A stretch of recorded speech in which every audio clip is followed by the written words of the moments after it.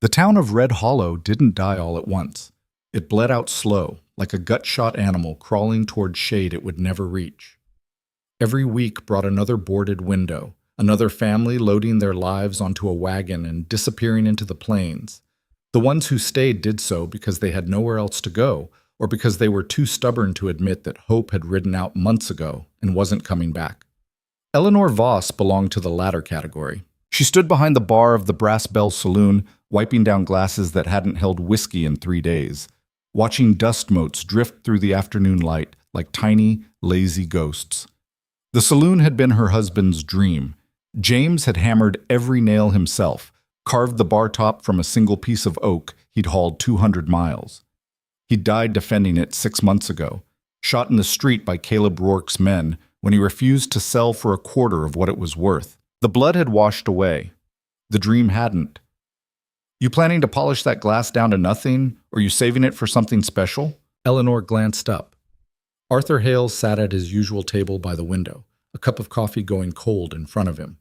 He was bent over like a question mark, spine curved from decades of hard labor that had worn him down to gristle and regret. His hands shook as he lifted the cup, a tremor that had started a year back and gotten worse every month. 70, if he was a day, maybe older. The kind of old that looked like it hurt. Just keeping busy, Eleanor said. She set the glass down, picked up another. Idle hands and all that. Your hands ain't idle. They're just waiting. Arthur's voice was soft, almost gentle.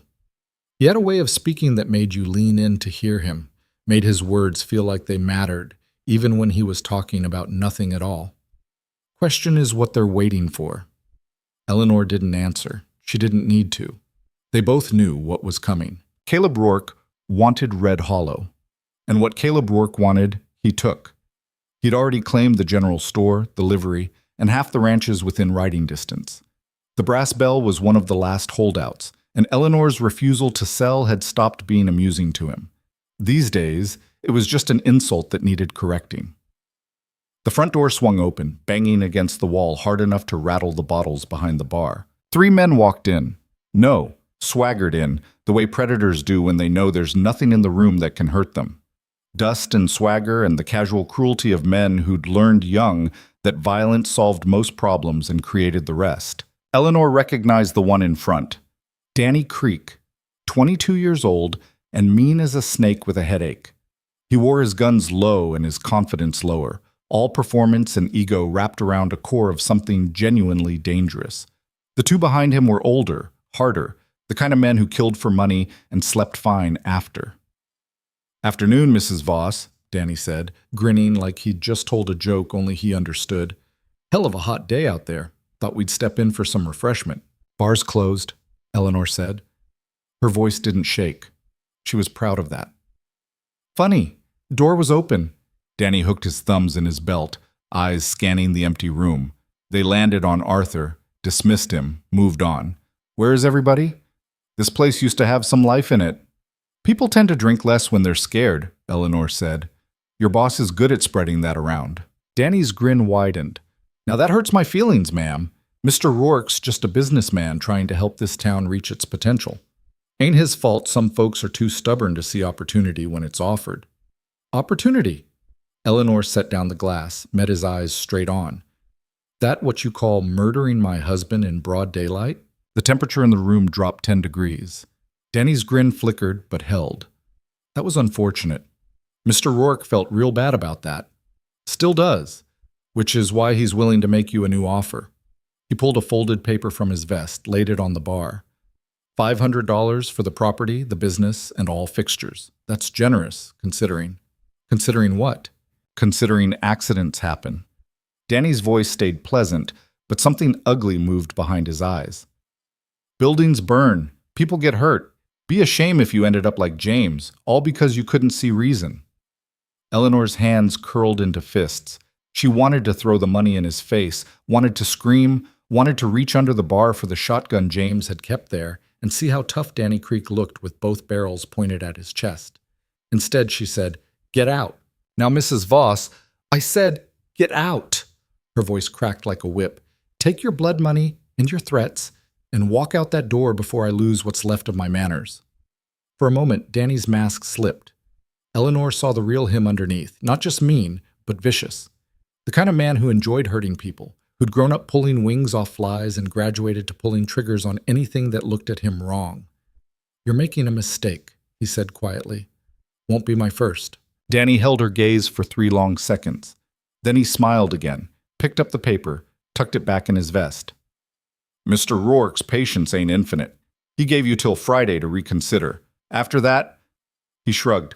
"Well, like I said, accidents happen." He turned to leave, his men following, but at the door he paused, looked back at Arthur.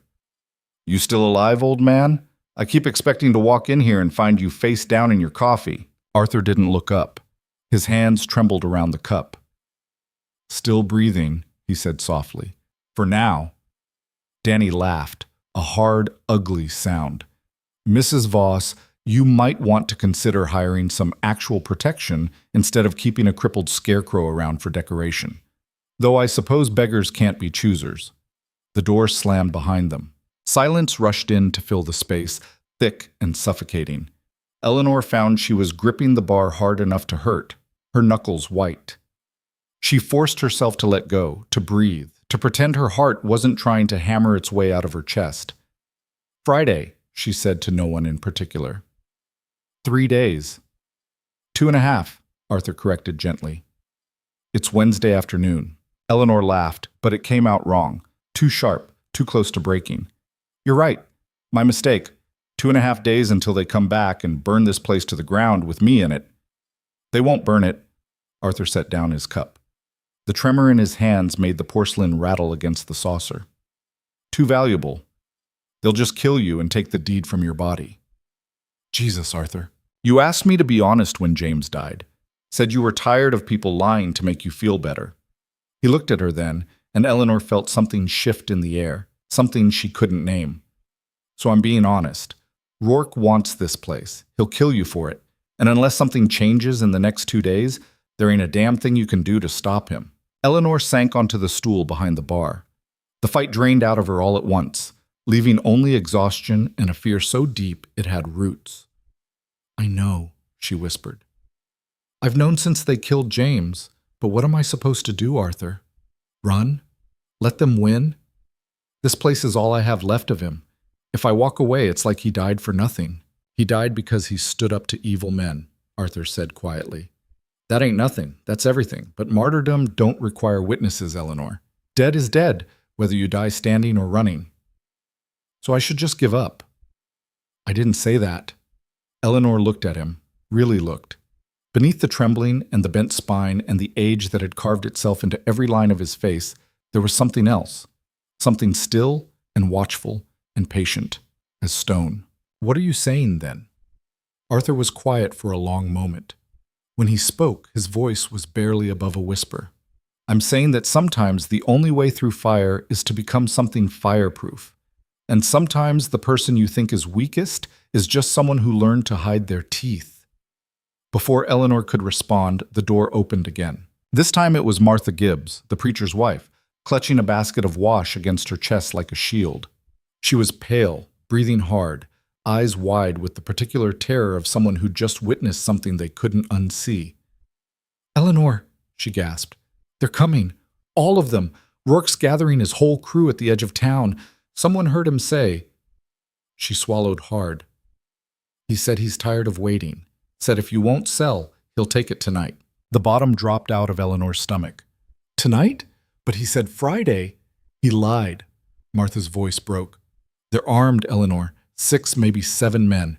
And Rourke—" She closed her eyes. "He's got that look. The one he had when he killed James. I'm so sorry. I tried to get the sheriff, but he won't come. Says it's a business dispute. Says he can't get involved without proof of—" "The sheriff's on Rourke's payroll," Eleanor interrupted flatly. "Has been for months. We all know it. We just don't say it out loud." Martha nodded miserably. "I brought the wagon around back. You can take it, head east to Fort Collins. My cousin lives there. She'll—" "No." The word came out harder than Eleanor intended. Martha flinched. "I'm not running," Eleanor said. Her hands had stopped shaking. Strange, that. Fear should have made them worse, but instead she felt something almost like calm settling over her, the kind of calm that comes when you've run out of choices and there's nothing left but the one you make. This is my home.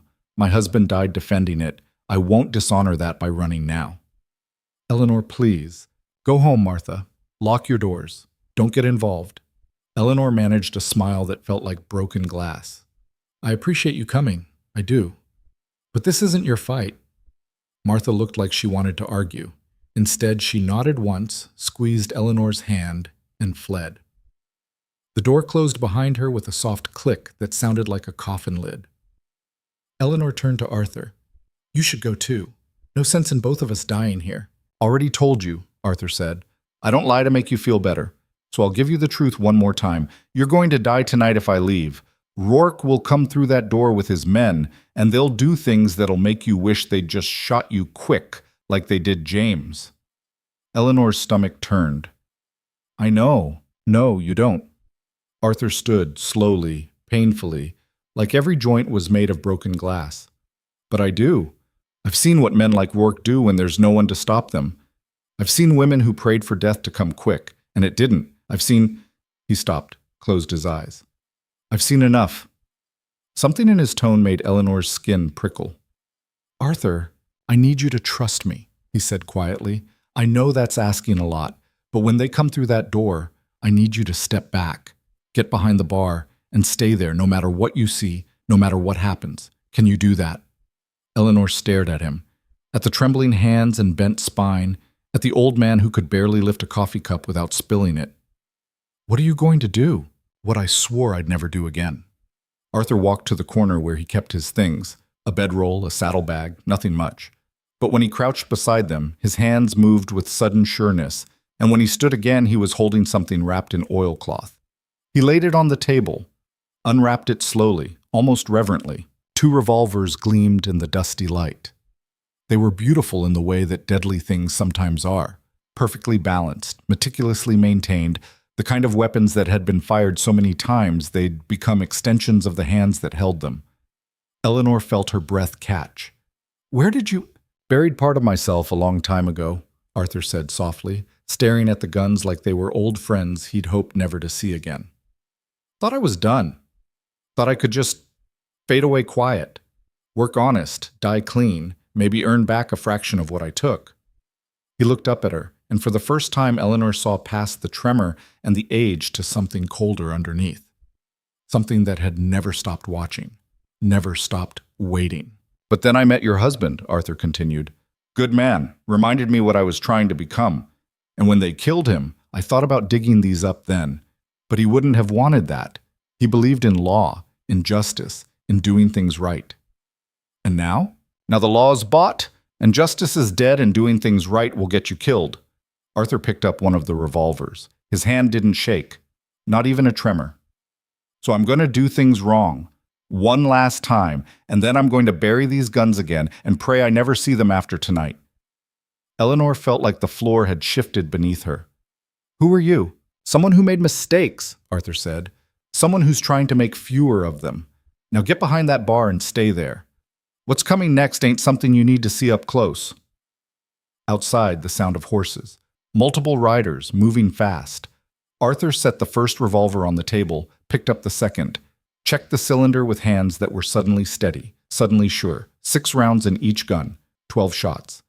Arthur, Eleanor whispered, there are 7 of them. He smiled then, a small, sad expression that held decades of things he'd never say out loud. I know, he said. I won't need 12. The door exploded inward. Caleb Rourke came through first, and he didn't bother with pleasantries. He was a big man, 6'3" and wide through the shoulders, with eyes like a shark's, flat and empty and interested only in what you looked like dying. Behind him came Danny Creek and 5 others, all armed, all grinning with the particular anticipation of men about to do violence and get away with it. Mrs. Voss, Rourke said pleasantly, I believe we have unfinished business. Eleanor backed toward the bar. Her heart was trying to tear itself apart. She wanted to scream, to run, to do anything except stand there while death walked through her door wearing a smile. But she'd promised Arthur. So she stepped behind the bar and waited. Rourke's eyes swept the room. found Arthur standing by the table, old and bent and trembling. "You're still here," Rourke said, sounding genuinely surprised. "I figured you'd have crawled off to die somewhere by now." Arthur didn't respond. He just stood there, hands at his sides, looking small and frail and utterly insignificant. Danny Creek laughed. "Christ, Caleb, the old man can barely stand. This her protection? This is what she's counting on?" The other men joined in. The laughter filled the saloon like poisoned gas, cruel and cutting. They spread out, encircling Eleanor and Arthur, 6 wolves and a shark closing in on prey too weak to run. "I'll make this simple," Rourke said, pulling a folded paper from his coat. "You sign this deed over to me right now, tonight, and I'll make it quick. Painless. You won't suffer. But if you make me wait, if you make me ask twice, say—" He smiled, and it was the ugliest thing Eleanor had ever seen. "Well, my boys have been on the trail a long time. They get restless. And I ain't in the mood to tell them no when they ask for entertainment." One of the men, a scarred brute with dead eyes, licked his lips. "Been a while since we had us a woman," he said. "I vote we take our time either way." Eleanor's stomach heaved. She gripped the edge of the bar so hard her fingers went numb. "Last chance," Rourke said, extending the paper. "Sign or scream, your choice." Arthur spoke. His voice cut through the laughter like a blade through silk. Quiet, but with an edge that made every man in the room stop moving. "Walk away." Rourke turned slowly. "What did you say?" "I said walk away." Arthur still hadn't moved, still stood there trembling, looking broken and harmless. But his voice— there was something in his voice that didn't match the man they saw. Something old and cold and absolutely certain. "You got to be the dumbest cripple I ever met," Danny Creek said. "You think you're going to stop us? You can't even hold a cup without spilling it." "Walk away," Arthur repeated. "Take your men. Leave this town. Don't come back." Rourke laughed, a genuine sound of amusement. "Or what, old man? You going to bore us to death? Shake on us till we leave?" "Or I'll kill every one of you," Arthur said simply. "Starting with the boy on your left and ending with you. Won't take more than 8 seconds. Maybe less if you all bunch up like you're doing." The laughter died. For a moment, no one moved. The absurdity of it, this broken old man threatening 7 armed killers, was so complete that it created its own kind of silence, the kind that comes before something breaks. Then Danny Creek reached for his gun. He was fast. Eleanor saw that much. His hand moved in a blur, fingers closing on the grip, starting the draw that he'd practiced 10,000 times until it was smoother than thought. He never cleared leather. Arthur moved, not fast the way Danny was fast, not with youth or strength or desperation. He moved like water finding cracks, like gravity pulling toward earth. Inevitable, precise, perfect. The 2 revolvers appeared in his hands. Eleanor didn't see him draw, just saw them there suddenly. Extensions of arms that had stopped trembling the moment violence became necessary. His body shifted, weight redistributing, spine straightening with a fluidity that erased decades in a heartbeat. And he was still, perfectly, absolutely still. Both guns leveled, one at Danny's chest, one at Rourke's head. The tremor was gone. The bent spine was gone. The frail old man was gone. In his place stood something else, something that had been there all along, buried beneath performance and patience and the desperate hope that it would never be needed again. "Sweet Jesus," someone whispered. Danny stood frozen, hand still on his gun, eyes wide with the sudden understanding that he'd made a terrible mistake. The other men had scattered, hands halfway to their weapons, bodies locked in the moment between action and terror. Rourke didn't move. His eyes had narrowed, and Eleanor saw recognition dawning there. Not of Arthur's face, but of something deeper. The way he stood, the way he held the guns. The absolute confidence of a man who'd done this so many times that death had become a language he spoke fluently. "I know you," Rourke said slowly. "No, you don't," Arthur replied. His voice was still quiet, but the gentleness was gone. What remained was flat and cold as winter stone. "But you know what I am. You've heard stories. Every man who's lived by the gun has heard them. And right now you're trying to decide if I'm real or just some broken old fool playing pretend." "Stories," Rourke said carefully. "What stories?" The ones they tell about men who killed for pay, who rode through towns like ash through wind and left bodies behind like breadcrumbs. Arthur's guns didn't waver, not even slightly. Stories about a man who could empty a room before anyone knew the fight had started, who never missed, who never hesitated, who earned a name that made hard men check their shadows. One of Rourke's men, the scarred one, made a sound like a wounded animal. "Grave Hand," he whispered. "Christ almighty, it's Grave Hand Hale." The name hit the room like a thunderclap. Eleanor had heard it. Everyone who'd spent time in the territories had heard it. Grave Hand Hale, a frontier enforcer who'd vanished 15 years ago, either dead or retired, no one knew which. A man who'd killed more than 30 men in gunfights and never been wounded. A man whose hands were so steady, so sure, that people said he could thread a needle while standing on a galloping horse. A man who didn't exist anymore, except he did. He was standing right in front of them. That was a different life, Arthur said quietly. A different man. I buried him a long time ago, along with the things he did. I came here to die quiet, work honest, maybe earn forgiveness from a god I stopped believing in around my 20th kill. But, Rourke said, his voice had changed. The confidence was gone, replaced by the careful tone of a man negotiating with a loaded gun. But then you killed James, Arthur finished. Good man, honest man. Reminded me why I stopped, why I tried to become something better. His eyes, cold, empty, ancient, fixed on Rourke. And when you walked through that door tonight planning to do worse to his widow, you made a choice. You chose this. You chose me. We can walk away, Rourke said quickly. Right now, no trouble. You'll never see us again. You're lying, Arthur said. You'll leave tonight and come back tomorrow with 20 men. You'll burn this place and everyone in it, because that's what men like you do. You don't learn. You don't change. You just get meaner. So what, you're going to kill us all? Danny's voice cracked. 7 against 1? 8 seconds, Arthur reminded him. I told you already, and I don't miss. For a long moment, no one breathed. Then Rourke moved. Not for his gun, he was smarter than that. He moved sideways, fast, using his men as cover while his hand dropped to his holster. Arthur fired. The sound was catastrophic in the enclosed space. Eleanor's ears rang, but through the noise she saw Rourke stumble, saw his hat fly off his head, saw the neat hole punch through the crown exactly 1 inch above where his skull had been. A warning shot. Next one's lower, Arthur said calmly. The barrel of his right-hand gun tracked Rourke like he was tied to it with string.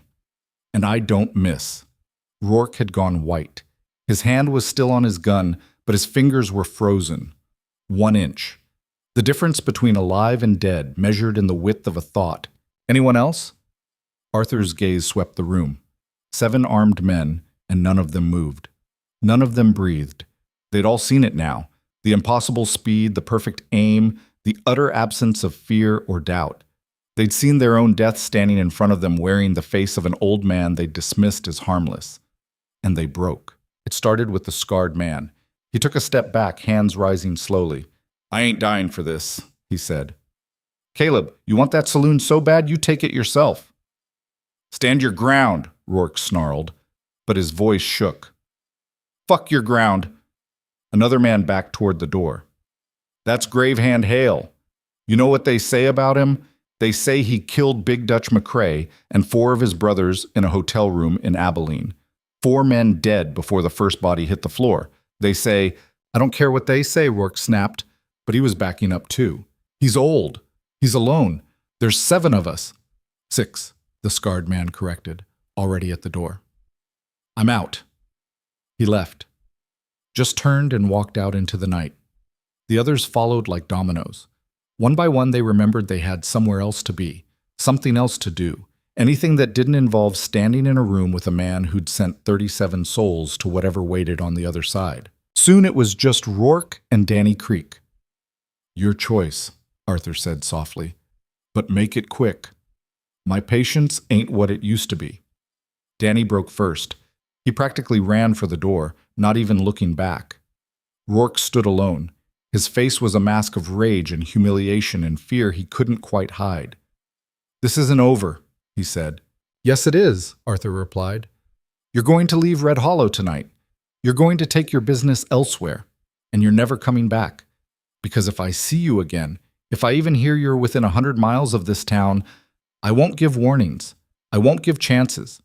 I'll just put you down like the rabid dog you are. You think you scare me? I know I do. Arthur finally lowered his guns, just slightly, just enough. Fear's the only smart thing you've felt all night. Now get out of my sight before I change my mind about letting you leave vertical. Rourke stared at him for 5 long seconds.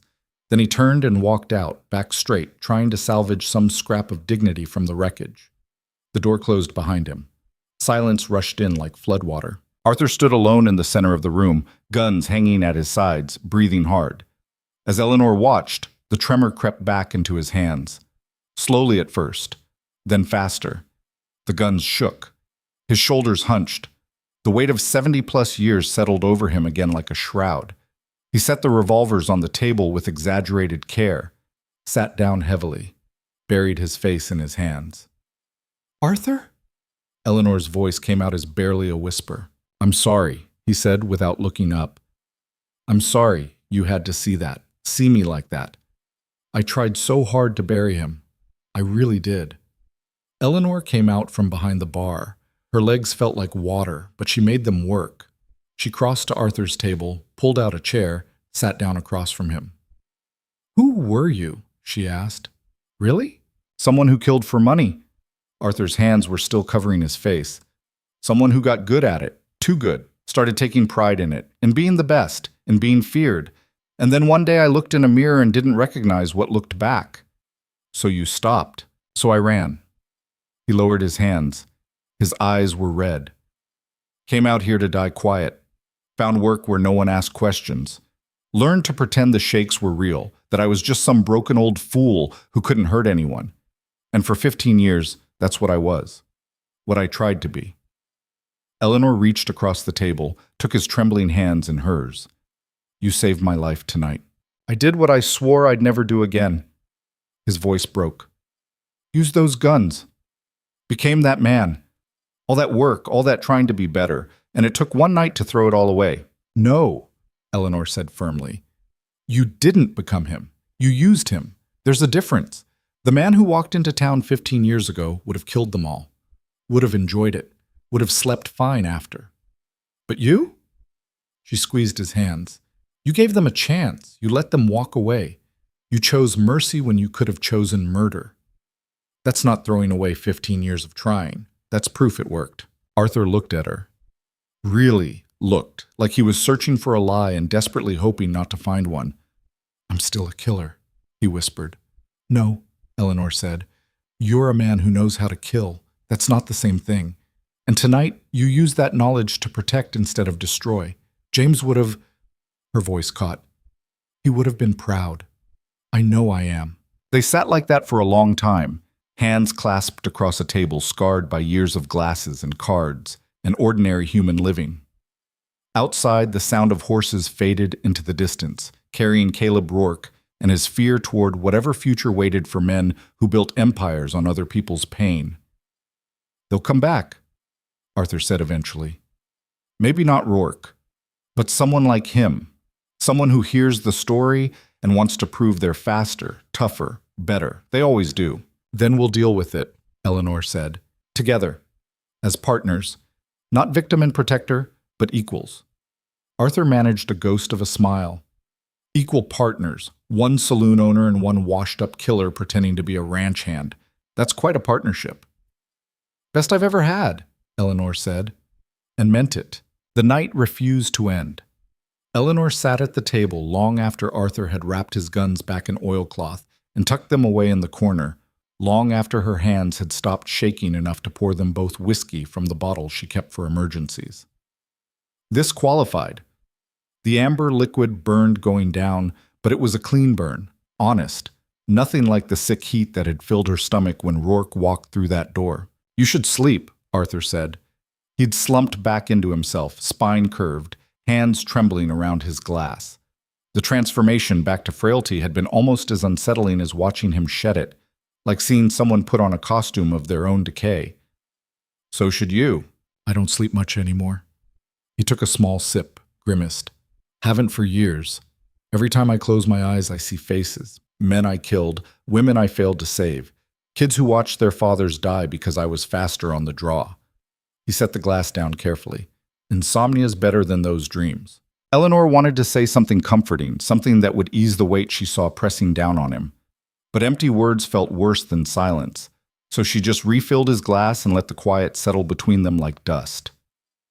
Outside, Red Hollow had gone dark. No lights in windows, no voices carrying through the summer air.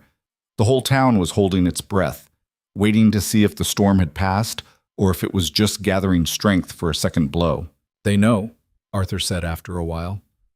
"By morning, everyone will know what happened here tonight. Martha Gibbs saw Rourke's men ride in. She'll have told half the town by now, and the other half will hear it by breakfast. The story will spread like fire." "What story?" Eleanor asked. "That Gravehand Hale came back from the dead to save a saloon? That Gravehand Hale never died, that he's been here all along, sweeping floors and pretending to be harmless." Arthur's expression was bleak. "People don't forget names like that. Don't forgive them either. I'll be a curiosity now, or a threat. Either way, I won't be invisible anymore." "Is that what you wanted? To be invisible?" "It's what I needed." He stared into his whiskey like it held answers. "Anonymity's the only real penance. Can't atone for your sins if everyone keeps reminding you of them, treating you like you're still that person. I needed to be nobody so I could figure out how to be somebody worth a damn." Eleanor understood that. She'd spent 6 months trying to be just Eleanor, not James Voss's widow, not the woman whose husband died in the street. But grief had a way of making you visible, whether you wanted it or not, painting you in colors everyone could see. "Maybe being visible isn't the worst thing," she said. "Maybe it's just different." "Different how?" "Different like people knowing you're capable of protecting them. Different like Rourke spreading word that Red Hollow's not an easy target anymore." She met his eyes. "Different like having a reason to stay instead of just a place to hide." Arthur was quiet for a long moment. Then he stood, joints creaking in protest, and walked to the window. The street outside was empty, but Eleanor could tell he wasn't really looking at it. He was looking through it, into some distance only he could see. "I had a wife once," he said softly, "before I became what I became. Her name was Catherine. She had red hair and a laugh that could make you forget winter was coming. We had a little place outside Dodge City, nothing fancy, but it was ours. I worked odd jobs, saved money, planned to buy more land, build something that would last." Eleanor waited. She sensed this was a story Arthur didn't tell often, maybe had never told at all. Then a man named Pike Garrity rode through looking for his brother, who I'd gotten into a fight with over cards 6 months prior. Wasn't even a serious fight, split lip, black eye, nothing that didn't heal. But Pike, he took it personal. Came to our place while I was in town. Catherine was alone. Arthur's hands gripped the window frame. The wood creaked under the pressure. I found her when I got back. Pike had already ridden on, didn't even stay to watch what he'd done. Just left her there like she was nothing, like her whole life added up to less than his wounded pride. His voice had gone flat, empty of everything except the weight of old rage. I buried her behind the house under the cottonwood she loved. Then I dug up my father's old revolvers and rode after Pike Garrity. Did you find him? 3 days later in a whorehouse in Abilene. He was drunk, bragging about what he'd done, laughing. Arthur turned to face her. His eyes were terrible. I didn't give him a chance, didn't challenge him fair, just walked up and put 6 rounds in his chest before he could finish his whiskey. The law called it murder, but I called it justice, and I was the one holding the guns. Eleanor felt her throat tighten. "I'm sorry." "Don't be. I made my choices. Killed Pike, then killed the lawman who tried to arrest me. After that, it got easier. Every man I killed deserved it a little less, until I was just shooting anyone who paid well enough or stood in my way. Took me 12 years to realize I'd become exactly what I hated. Became Pike Garrity with a faster draw and a better excuse." He walked back to the table, but didn't sit. Just stood there, looking older than time. "Catherine would have been ashamed of what I turned into. That's what finally stopped me. Not conscience, not fear, just the thought that somewhere, if there's anything after this, she was watching. And she was disappointed. So I stopped. Buried the guns, buried the name, came here to do penance the only way I knew how. By being useless. By being less." You're not less, Var, Eleanor said firmly. You're just quiet. There's a difference. Is there? Arthur smiled sadly. Tonight I proved I'm still what I was, still capable of the same violence. The only thing that's changed is I'm slower to reach for it. But it's there, Eleanor. It's always there. And now everyone knows. Before Eleanor could respond, the sound of boots on the boardwalk made them both freeze. Multiple sets moving fast. Arthur's hand went to the corner where his guns lay wrapped and waiting, but Eleanor held up a hand. Wait, she said. Listen. The footsteps stopped at the door. Someone knocked. 3 quick raps, then 2 slow. A pattern Eleanor recognized. It's Thomas Bridger, she said, relaxing slightly. He's harmless. No one's harmless, Arthur muttered, but he stayed where he was. Eleanor opened the door. Thomas stood there looking like he'd run the whole way from his farm 2 miles out.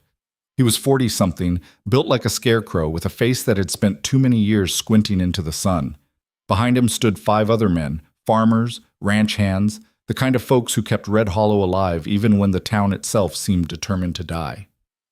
Mrs. Voss, Thomas said, breathing hard. Is it true, what Martha's saying about the gunfight? Eleanor glanced at Arthur, who'd retreated deeper into the shadows. He shook his head once, a tiny gesture that said, keep me out of this. There was trouble, Eleanor said carefully. Caleb Rourke and his men came by, made threats, but they left. No one was hurt. Martha said the old man, Arthur, she said he... Thomas stopped, searching for words. She said he stood up to them, 7 armed men, and he faced them down. The other men muttered among themselves. Eleanor caught fragments. Impossible, just an old man. Must have been something else. Arthur helped, Eleanor said. That's all that matters. Helped how? This from Jacob Morse, who ran the general store Rourke hadn't managed to steal yet. No offense, Mrs. Voss, but we've all seen Arthur. Man can barely lift a sack of flour without needing to sit down. How's he supposed to run off 7 killers? Maybe you don't know him as well as you think, Eleanor said quietly. That created a different kind of silence. The men exchanged glances, uncertainty replacing skepticism. Thomas stepped closer, lowering his voice. There's talk, ma'am, about who Arthur really is. About a name from years back. People are saying... He swallowed. They're saying Gravehand Hale's been living in Red Hollow all this time, that you've been harboring him. I haven't been harboring anyone, Eleanor said, feeling anger flare hot in her chest. Arthur's been working here for 3 years. He's never caused trouble, never hurt anyone. Whatever he was before he came here, he's paid his dues. He's earned the right to be left alone.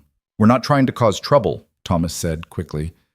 It's just, if it's true, if he really is who they say, then maybe things can change. Maybe we don't have to keep letting men like Rourke run roughshod over us. Maybe we can fight back. Arthur stepped out of the shadows then, and the men collectively took a step back. Even knowing he was there, even seeing how old and bent he was, there was something in the way he moved now that made them nervous, like watching a wolf pretend to be a dog. You could see the pretense, but you couldn't forget what was underneath. You want to fight back, Arthur said. It wasn't a question. Thomas found his courage. We're tired of being afraid. Tired of watching our neighbors get run off their land, watching good people pack up and leave because the law won't protect them, and they can't protect themselves. If there's a chance, if you're really him, really Gravehand Hale, then maybe you could teach us. Help us organize. Show us how to... No. The word hit like a hammer. Thomas flinched. I'm not a teacher, Arthur said. I'm not a leader. And I sure as hell ain't a savior. What I am is a man who's killed more people than most of you have ever met, and who spent the last 15 years trying to figure out how to live with that. You want my advice? Pack up, leave. Find somewhere safer and start over. Fighting men like Rourke only works if you're willing to become like them. And trust me, that's a trade that costs more than you can afford. We can't just leave, Jacob protested. This is our home, our land, our... Your grave, Arthur interrupted. If you stay and fight without knowing what you're doing, Rourke's got money, men, and nothing resembling a conscience. You've got pitchforks and good intentions. That's not a fight. That's a massacre waiting for a date on the calendar. Then teach us, Thomas said desperately. Make it a fair fight. You said yourself you used to... I used to kill people for money, Arthur snapped. That's not a skill set you want to learn. That's a disease you catch and never shake. Every man I taught how to shoot, how to fight, how to kill, they all ended up dead or worse. And the worst part is what you become when you realize killing's easier than living. When you start seeing every problem as something a bullet can solve. I won't do that to you. I won't be responsible for turning decent men into what I was. The men stood there, deflated. Eleanor saw the hope draining out of them like water from a cracked barrel, leaving only the same resignation that had been eating Red Hollow alive for months. So we just give up, Jacob said bitterly. That's your advice. Run or surrender. That's my advice, Arthur confirmed, because I've seen what happens when farmers try to play gunfighter. It ends with widows and orphans and men who died brave but still just as dead. You want to protect your families? Get them somewhere safe. Swallow your pride, abandon your land, and live to see your kids grow up. Pride's not worth a damn when you're bleeding out in the dirt. And what about you? Thomas asked. You staying, or are you running too? Arthur was quiet for a long moment. I'm staying, but that's different. How? Because I'm already dead inside. I'm just waiting for the outside to catch up. You still have something to lose. That's the difference between us. The men filed out slowly, shoulders slumped, defeated before they'd even tried to fight. Thomas was the last to leave. He paused at the door, looked back at Arthur. My grandfather fought at Antietam, he said quietly. Came home missing half his leg and most of his hearing. Know what he told me before he died? He said the worst thing about war wasn't the fighting. It was watching good men do nothing because they were too scared to do something. He said cowardice kills more people than bullets, just slower and quieter. Your grandfather was a soldier, Arthur replied. Soldiers fight because they're ordered to, because their brothers are fighting, because surrender means worse than death. You're not soldiers. You're fathers and farmers and shopkeepers. There's no shame in choosing life over land. Thomas nodded slowly. Maybe not, but there's no pride in it either. He left. The door closed behind him with a soft click that sounded final. Eleanor turned to Arthur. You really believe that? That they should just leave? I believe that fighting Rourke will get them killed, Arthur said, and I believe I'm not capable of teaching anyone how to fight without teaching them how to enjoy it, how to need it, how to become it. He slumped back into his chair. So yeah, running's the smart choice. But you're not running. I told you, I'm different. Because you're already dead inside, Eleanor repeated his words back to him, and they sounded even worse the second time. That's nonsense, Arthur. You're not dead. You're just scared. His head snapped up. Scared of what? Of being needed. Of mattering again. Of having a reason to live instead of just a place to die. Eleanor sat across from him, leaned forward. Those men came here hoping you'd give them permission to fight back. But you're not scared they'll fail. You're scared they'll succeed. Because if they succeed without becoming monsters, it means you could have too. It means all those years of killing weren't inevitable. They were choices. Arthur's jaw worked. For a moment, Eleanor thought he might actually hit her, or storm out, or do something to prove she was wrong. Instead, he just sat there, looking like she'd shot him somewhere that wouldn't show. You don't know what you're talking about, he said finally. Don't I? You said you became what you hated, but what if you didn't have to?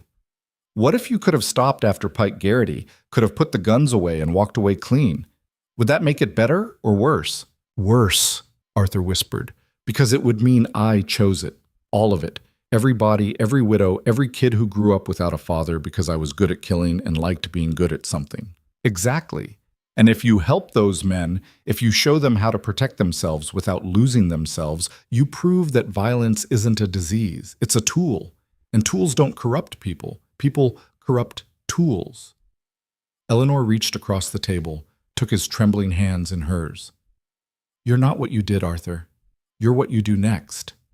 He pulled away, stood up, walked to the window again, and stared out at the empty street. You're asking me to be something I'm not.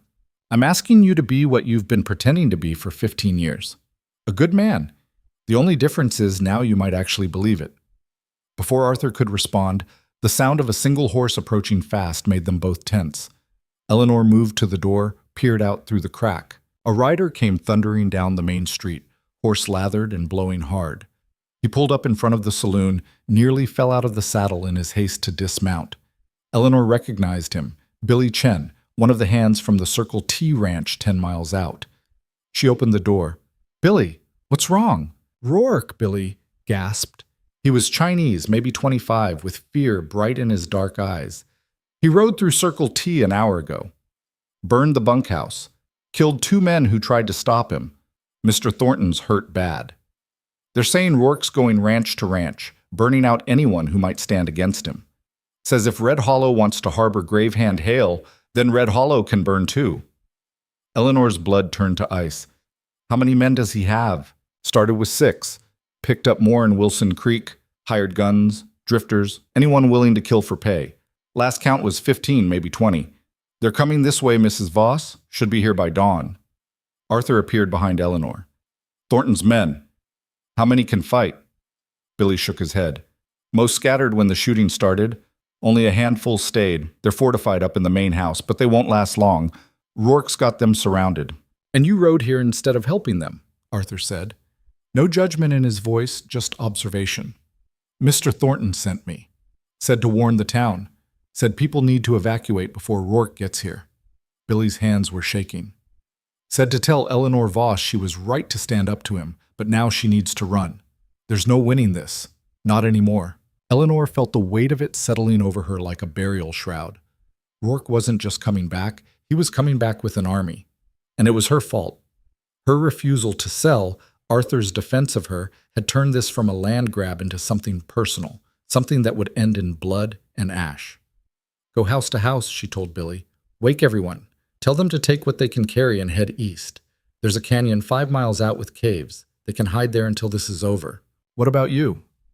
I'll be along. A lie, but a necessary one. Billy needed to focus on saving others, not arguing with her. He nodded, climbed back on his exhausted horse, and rode off toward the residential part of town. Eleanor closed the door, turned to Arthur. 20 men, she said.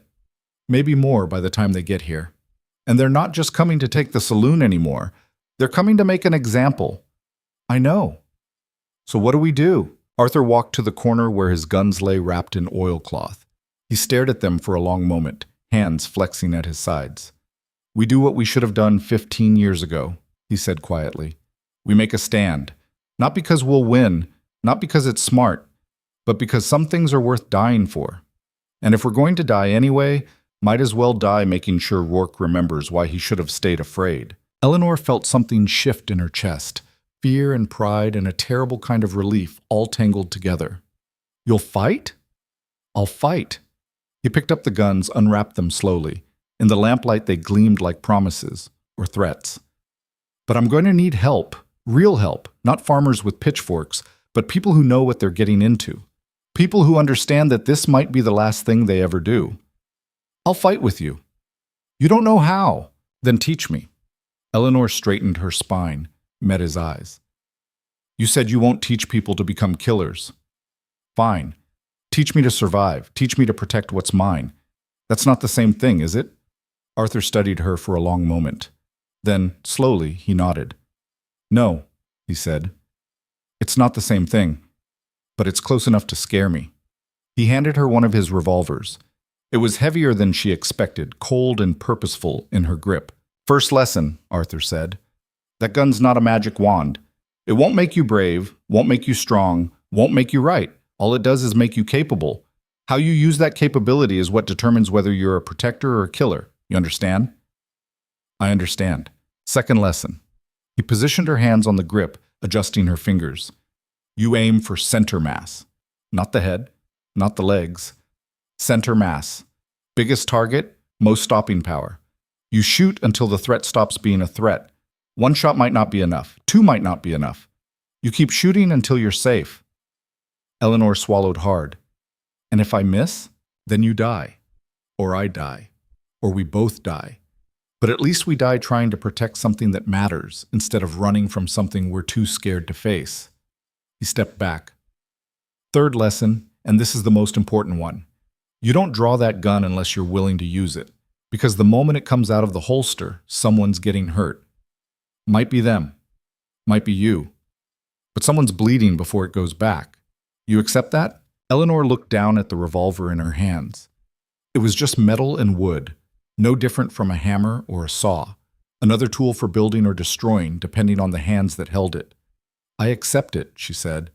Arthur smiled then, a real smile, sad and proud and terrible all at once. Then let's get to work. We've got maybe 6 hours before dawn before Rourke and his men come through here looking for blood. That's not enough time to make you a gunfighter, but it might be enough to keep you alive.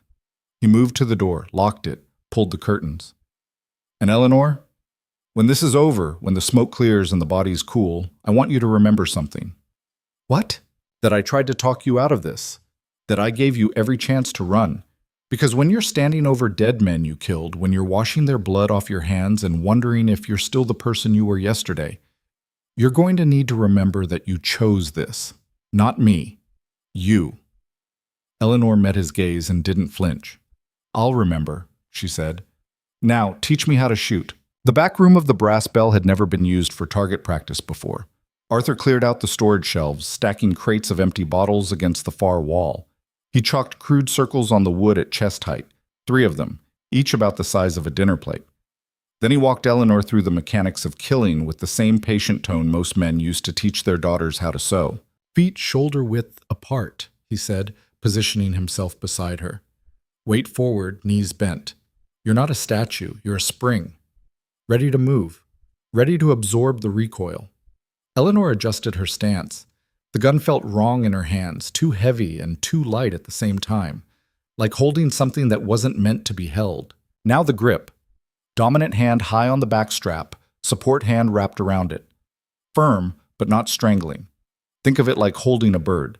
Tight enough it can't escape, loose enough you don't crush it. She tried. Her hands felt clumsy, unsure. The revolver wobbled. Again, Arthur said. No impatience in his voice, just steady instruction. You've got to trust your hands. They know what to do. Your brain's the part that gets confused. My hands are shaking. Everyone's hands shake the first time. Hell, mine still do, and I've been doing this since before you were born. The trick isn't stopping the shake, it's shooting between the tremors. He demonstrated, raising his own revolver. His hands trembled like leaves in wind, but when he squeezed the trigger, the barrel was perfectly still for that split second that mattered. The hammer clicked on an empty chamber. You shoot between heartbeats, he explained. Between breaths. Between the moments of fear. Find the stillness inside the chaos and pull the trigger there. Everything else is just noise. Eleanor raised the gun, sighted down the barrel at the leftmost circle. Her heart was hammering so hard she could feel it in her teeth. She tried to find the stillness Arthur talked about, but all she found was more fear. She squeezed the trigger. The hammer fell on an empty chamber with a dry click that sounded impossibly loud in the enclosed space.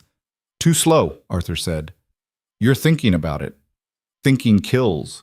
You see the threat, you aim, you shoot. One motion, like swinging a hammer or chopping wood. You don't think about each individual muscle. You just do it. I've never killed anyone before, Eleanor said. Her voice came out smaller than she wanted. I know. That's what makes this hard. You're fighting every instinct that says taking a life is wrong. And those instincts are right, mostly. But tonight, they'll get you killed. He moved behind her, adjusted her elbows. So you've got to make a choice right now before the shooting starts. You've got to decide if you're willing to become someone who's killed. Because once you pull that trigger for real, once you watch a man drop because of something you did, you can't unkill him, can't take it back. Can't pretend it didn't happen. Eleanor lowered the gun, turned to face him. Did it change you? The first time? Arthur was quiet for a moment. Pike Garrity wasn't my first. My first was a drunk who tried to rob me outside Wichita when I was 19. Pulled a knife, demanded my money. I shot him 3 times before I even realized I'd drawn my gun. He died in the street while I stood there watching, waiting to feel something. Guilt, maybe. Remorse. Horror. He shook his head. But all I felt was relief. Relief that it was him and not me. That I was faster. That I'd lived. And later came the guilt. Took about 3 days. I was eating breakfast in a diner and I suddenly couldn't swallow because all I could taste was copper. All I could see was his face when he realized he was dying. Took me a week before I could keep food down. Took me a month before I stopped seeing him in my sleep. Arthur met her eyes. But you know what the worst part was? The part that really broke something inside me? Eleanor shook her head. 6 months later, I killed a man in Dodge City over a card game, and it was easier. Didn't feel anything until 2 days later instead of 3. Didn't lose as much sleep. And I realized that every time I pulled the trigger, it would get a little easier, a little less human, until one day I'd be killing people and feeling nothing at all. Is that what happened to you? No. I stopped at 17. 17 men, and I could still name every one of them, tell you what they looked like when they fell. If I'd made it to 20, 30, 50, I would have forgotten their faces, would have stopped counting, would have become something that used to be human. He took the gun from her hands, checked the cylinder even though he knew it was empty. That's what I'm trying to save you from, Eleanor. Not dying. Dying's easy. I'm trying to save you from living with what you'll have to do to survive. Then why teach me at all? Because you asked. Because you deserve the choice, and because... He paused, searching for words. Because maybe if you can learn to kill without losing yourself, it means there was hope for me too. Means I didn't have to become what I became. Means it was all just choices, and I chose wrong. Eleanor took the gun back. The weight of it felt different now, not heavier, but more real, like it had stopped being a thing and started being a responsibility. Teach me, she said. I'll deal with the guilt later. Right now I just need to know how to survive. They practiced for 2 hours. Arthur loaded a single round into each cylinder, made her dry fire 50 times for every live shot. When she finally pulled the trigger on a loaded chamber, the recoil shocked her, not the physical kick, which Arthur's positioning had prepared her for, but the violence of it, the noise, the way the gun wanted to jump out of her hands like something alive. Her shot went wide, punching a hole in the wall 3 feet from the target. Again, Arthur said. She shot again, closer this time, but still wide. Again. By the 10th shot, her hands had stopped shaking. By the 20th, she'd hit the outer edge of one of the circles. By the 30th, she could put a round within 6 inches of where she was aiming more often than not. It wasn't good. Arthur made that clear. But it was better than nothing, which was all she'd had an hour ago. You're not a gunfighter, he told her as she reloaded with clumsy fingers. Won't ever be. But you can point and shoot, and sometimes that's enough. Key is knowing when to shoot and when to run. Pride kills more people than bullets. I'm not running anymore, Eleanor said. I know, that's what scares me. Outside, the sound of wagons moving through town, families evacuating, taking Arthur's advice even if the men had rejected it. Smart ones, Eleanor thought. The ones who chose life over land. She wondered if that made her stupid or brave. Probably stupid. Brave people didn't have to work this hard to stop their hands from shaking. A knock at the front door made them both freeze. Arthur moved to the window, peered out through a gap in the curtains. His shoulders relaxed slightly. Thomas Bridger, he said, and he brought friends. Eleanor went to the door, opened it. Thomas stood there with 6 other men, all of them armed with hunting rifles and old revolvers that looked like they'd been pulled out of closets and trunks. None of them looked ready for war. They looked like exactly what they were. Farmers and shopkeepers playing at being soldiers. Thought you were leaving, Eleanor said. Tried to, Thomas admitted. Got my family to the wagons, told them to head for the caves. But I couldn't go with them. Couldn't just run while you and Arthur stayed behind to face what's coming. You'll die, Arthur said from behind Eleanor. He'd appeared like a ghost, guns holstered at his sides now, looking every inch the man he'd claimed not to be. Rourke's bringing 20 men, maybe more. Professionals, killers. You're bringing 6 farmers with guns they barely know how to shoot. 7, Jacob Morse corrected. And we might not be professionals, but we know how to kill. Hunt deer, put down sick cattle, shoot coyotes threatening the flock. A man's a man, same as any animal. Point and pull. How hard can it be? Arthur laughed, a bitter sound with no humor in it. That's exactly the kind of thinking that gets you killed in the first 30 seconds. Animals don't shoot back. Men do. And when someone's shooting at you, when bullets are punching holes in the air 6 inches from your head, your body stops working right. Your hands shake. Your aim goes wild. You forget everything you thought you knew and just react on instinct. So teach us, Thomas said. We've got till dawn. That's what, 4 hours? 5? Show us how to not die in the first 30 seconds. After that, we'll figure the rest out as we go. Arthur stared at them for a long moment. Eleanor could see the war happening behind his eyes, the part of him that wanted to save them fighting against the part that knew he couldn't, not really. that no amount of teaching would turn farmers into fighters, and trying would just give them enough confidence to get killed with false hope instead of realistic fear. But then something shifted in his expression. Some calculation Eleanor couldn't follow, some decision made. "All right," Arthur said quietly, "but we're not doing this the way you think. I'm not teaching you to be gunfighters. I'm teaching you to be survivors. There's a difference. You understand?"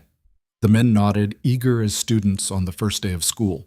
None of them understood what they were agreeing to. None of them realized that the lesson Arthur was about to teach would cost them pieces of themselves they'd never get back. Arthur had them clear the saloon floor, pushing tables and chairs against the walls. He stood in the center of the open space, hands at his sides, looking at each man in turn. "First lesson," he said, "you're all going to die." The statement hung in the air like gun smoke. Thomas shifted uncomfortably. "What's that supposed to mean?" Jacob asked. "It means you accept it right now. Accept that when Rourke comes, there's a good chance you're not walking away. You might catch a bullet in the chest, might bleed out slow in the street while your friends watch, might die screaming, might die quiet, but either way, you're probably dying. You accept that?" None of them answered. Arthur nodded like that was answer enough. "Good. Because once you accept you're dead, you stop being scared, stop hesitating, stop thinking about tomorrow because you probably don't have one. And that's when you become dangerous. Not because you're skilled, you're not, but because you've got nothing left to lose, and men with nothing to lose are the hardest ones to kill."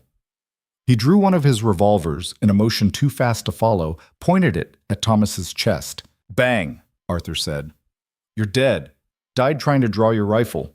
What did you do wrong?" Thomas looked down at the hunting rifle in his hands, still pointing at the floor. I wasn't ready?" "No. You were ready. You knew I was going to draw. You were expecting it, but you still died because your weapon's wrong for this fight." Arthur holstered his gun. "Rifles are for distance, for shooting things that can't shoot back, or shooting men who don't know you're there. But in close quarters, against multiple targets, a rifle's just expensive firewood. Too slow to aim, too slow to swing between targets. Time you get one man, 3 others have filled you with holes. So what do we use?" Jacob asked. "Rifles," Arthur said, and smiled at their confusion. "Because they're what you've got, and there's no time to get you anything better. But you use them smart. You pick your positions, set up crossfire, make sure every man's got a clear field of fire and isn't going to shoot his friends by accident. You spread out, fortify, and turn this into a siege instead of a shootout." He moved to the bar, grabbed a piece of chalk, started sketching on the floorboards. "Red Hollow's got one main street. Everything else is side alleys and back lots. Rourke's going to come straight down the middle because he's arrogant and he wants everyone to see him coming, wants to prove he's not afraid. That's his weakness, ego, so we use it against him." Arthur drew X marks at various points along his chalk map. "Thomas, you're on the roof of the general store. High ground, clear sight lines down the street. You start shooting the moment they're in range. Don't aim for Rourke. He's mine. Aim for the men on the flanks, the ones who look nervous. They'll break first." "How do I know which ones are nervous?" Thomas asked. "They'll be the ones not laughing. The hired guns Rourke picked up in Wilson Creek. They're in it for money, not loyalty. Kill 1 or 2 and the rest will reconsider whether getting paid is worth getting dead."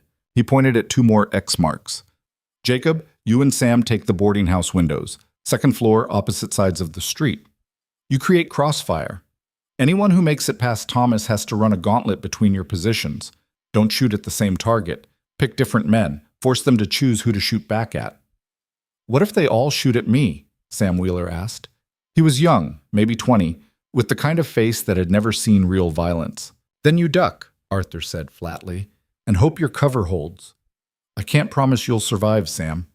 Can't promise any of you will. Best I can do is give you better odds than charging straight at them in the street." He assigned the remaining men to positions, rooftops, windows, anywhere with cover and elevation. Then he walked them through scenarios. What to do if someone flanked their position. How to reload under fire. When to shoot and when to hold fire. When to run and when to stay. Eleanor watched him transform from reluctant teacher to tactical commander, watched decades of hard-won experience pour out in instructions delivered with absolute clarity. This was Arthur Hale at his core. Not the broken old man or the legendary gunfighter, but something in between. A soldier who'd learned violence and was trying to pass on the survival parts without the poison. "What about me?" Eleanor asked when he'd finished positioning everyone else. Arthur looked at her for a long moment. "You're staying here, in the saloon, behind the bar with a shotgun and those revolvers. You're the last line. If everyone else fails, if Rourke makes it this far, you kill him or die trying. That's your job. Guard the final position." "That's not fair," Eleanor protested. "I can fight too. You can barely hit a target from 10 feet, Arthur interrupted. "No shame in that. But putting you on a rooftop with a rifle you don't know how to use is suicide. Here, in close quarters, with weapons that don't require precision, you've got a chance. Better than the chance you'd have anywhere else." He was right. Eleanor hated it, but he was right. She wasn't a fighter, wasn't a soldier. She was a saloon owner who'd learned to shoot a revolver in the space of 2 hours. Expecting more than that was fantasy. "What about you?" she asked. "Where will you be?" Arthur smiled that sad smile again. "Same place I've always been when the shooting starts. Right in the middle of it. Someone's got to draw their attention, keep them focused on the obvious threat while you all hit them from the sides." "That's suicide," Thomas said. "Probably," Arthur agreed. "But I'm an old man with a bad back and blood on my hands going back decades. I've been dead for 15 years, just too stubborn to lie down.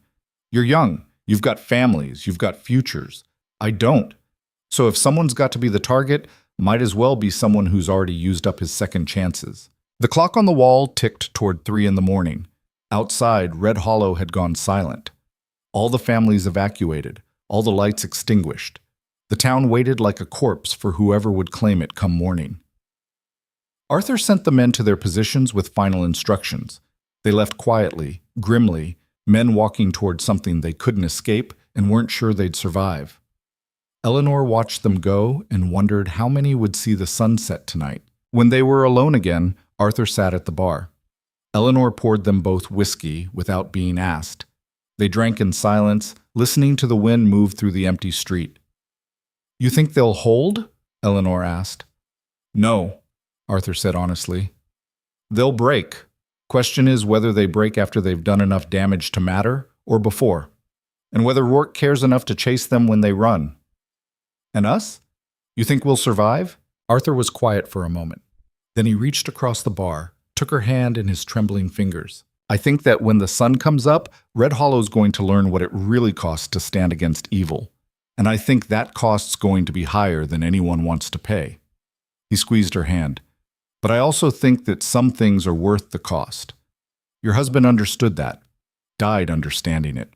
Maybe that's what we're doing here, proving he was right. That standing matters, even when you can't win. That's bleak comfort. It's the only kind I've got left." Eleanor finished her whiskey, set the glass down. "Then I guess it'll have to be enough." They sat there as the night wore on, waiting for dawn and the violence it would bring. Arthur cleaned his guns for the 3rd time, checking mechanisms that didn't need checking. Eleanor practiced her draw, trying to shave fractions of seconds off movements that still felt awkward and wrong. Around 4:30, a sound drifted in from the east. Horses. Multiple riders, moving at a steady pace. No rush. Why would there be? They were bringing an army to face a ghost town defended by farmers and one old killer who should have died years ago. Arthur stood, checked his guns one final time, holstered them with the ease of a man putting on a familiar coat. "It's time," he said. Eleanor picked up the shotgun James had kept under the bar. It was heavy, brutal, designed for close-range stopping power. She'd never fired it, never had reason to. Tonight would change that. "Arthur," she said as he walked toward the door, "if we don't make it, if this is the end, I want you to know something." He paused, hand on the doorknob. "You're not what you were," Eleanor said. "You're not Gravehand Hale anymore. You're just Arthur, a man who tried to be better, who succeeded, mostly. And whatever happens today, that matters. That counts." Arthur's shoulders shifted. For a moment, Eleanor thought he might turn around, might say something in response. Instead, he just nodded once and stepped out into the pre-dawn darkness. Eleanor watched him walk to the center of the street and stop. Watched him stand there alone, a bent old man facing east toward the sound of approaching horses. The sky was starting to lighten. Not true dawn yet, but that gray period before it where the world exists in between darkness and light. She positioned herself behind the bar, shotgun in hand, revolvers within easy reach. Her heart was trying to hammer its way out of her chest, but her hands were steady. Strange that. She'd expected more fear.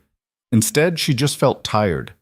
Tired and determined and ready for this to be over, one way or another. The sound of horses grew louder. Eleanor could make out individual hoofbeats now, could tell there were more than 20 riders. Closer to 30, maybe. Rourke hadn't come to negotiate. He'd come to destroy. The first riders appeared as silhouettes against the lightning sky. They spread out across the width of the street, a wall of men and horses and weapons. In the center rode Caleb Rourke, tall and confident and smiling, like this was the best morning he'd had in years. He pulled his horse to a stop 30 yards from where Arthur stood.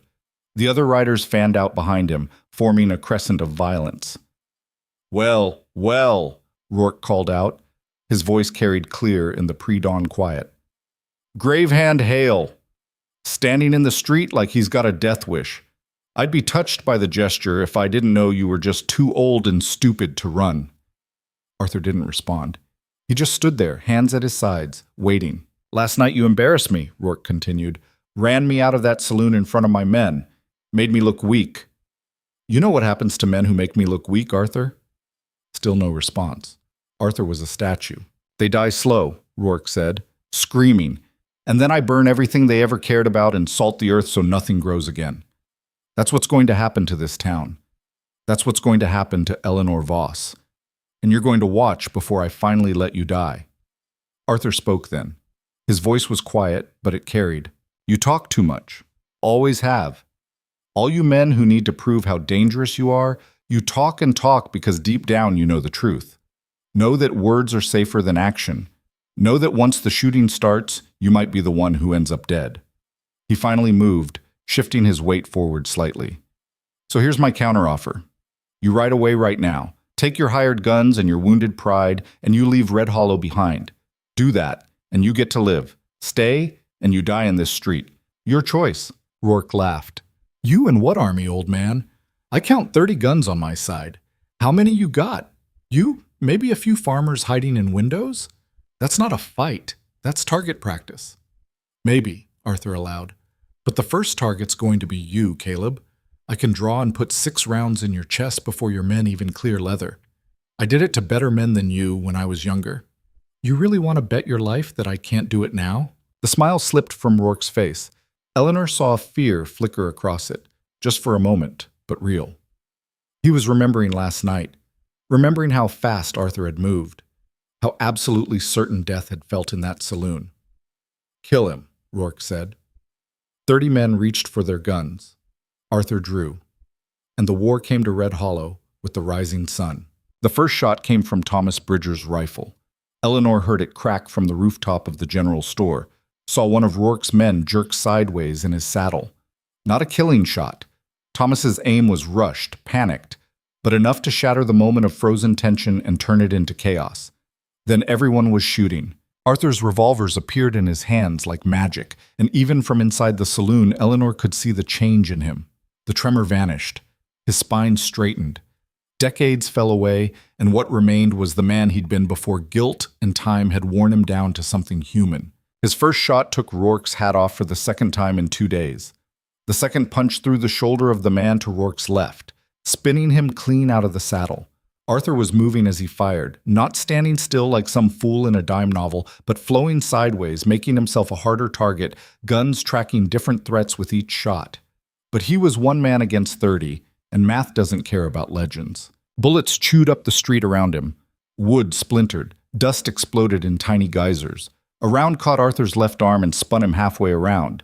But he kept moving, kept shooting, burning through his 12 rounds like he had all the ammunition in the world. From the boarding house windows, Jacob and Sam opened fire. Their rifles boomed, heavy and slow compared to the sharp crack of pistols. One of Rourke's hired guns took a round through the chest and fell from his horse without making a sound. Another caught one in the leg and started screaming. The street turned into a storm of noise and smoke and confusion. Horses reared and bolted. Men scattered, looking for cover that didn't exist in the wide-open killing ground Arthur had deliberately chosen. Some of them fired back, wild shots that went high or wide. Others just ran, the hired guns realizing they weren't getting paid enough to die in some dusty nowhere town. Eleanor watched it all through the saloon window, hands tight on the shotgun, counting the seconds until Arthur went down. He had to go down. No one could stand in the middle of that hell and survive. It was impossible. But Arthur kept moving, kept shooting. When his revolvers clicked empty, he dove behind a water trough, reloading with hands that somehow still worked despite the blood running down his left arm. Splinters exploded from the trough's wooden sides as bullets hammered into it, but Arthur stayed low, stayed focused, clicking fresh rounds into cylinders with the mechanical precision of a man who'd done this 10,000 times. "Come on," Eleanor whispered. "Get up. Move." Arthur rolled out from behind the trough, came up shooting. His aim was still perfect, impossibly perfect. A man leaning out from behind a horse went down with a hole in his forehead. Another took a round through the throat and collapsed, clutching at the ruin of his neck. But there were too many. Even as Arthur cut them down, the rest were spreading out, finding cover, organizing. These weren't farmers or shopkeepers. Rourke had brought real killers, men who'd survived other gunfights and knew how to fight back. A bullet caught Arthur in the ribs. Eleanor saw him stagger, saw his face go white. He fired twice more, then went to one knee behind an overturned barrel. "No," Eleanor breathed. "Get up, please, get up." From the rooftop, Thomas kept shooting. His aim was getting better, Eleanor realized. Fear was burning away, leaving only the mechanical action of working the rifle's lever, finding a target, squeezing the trigger.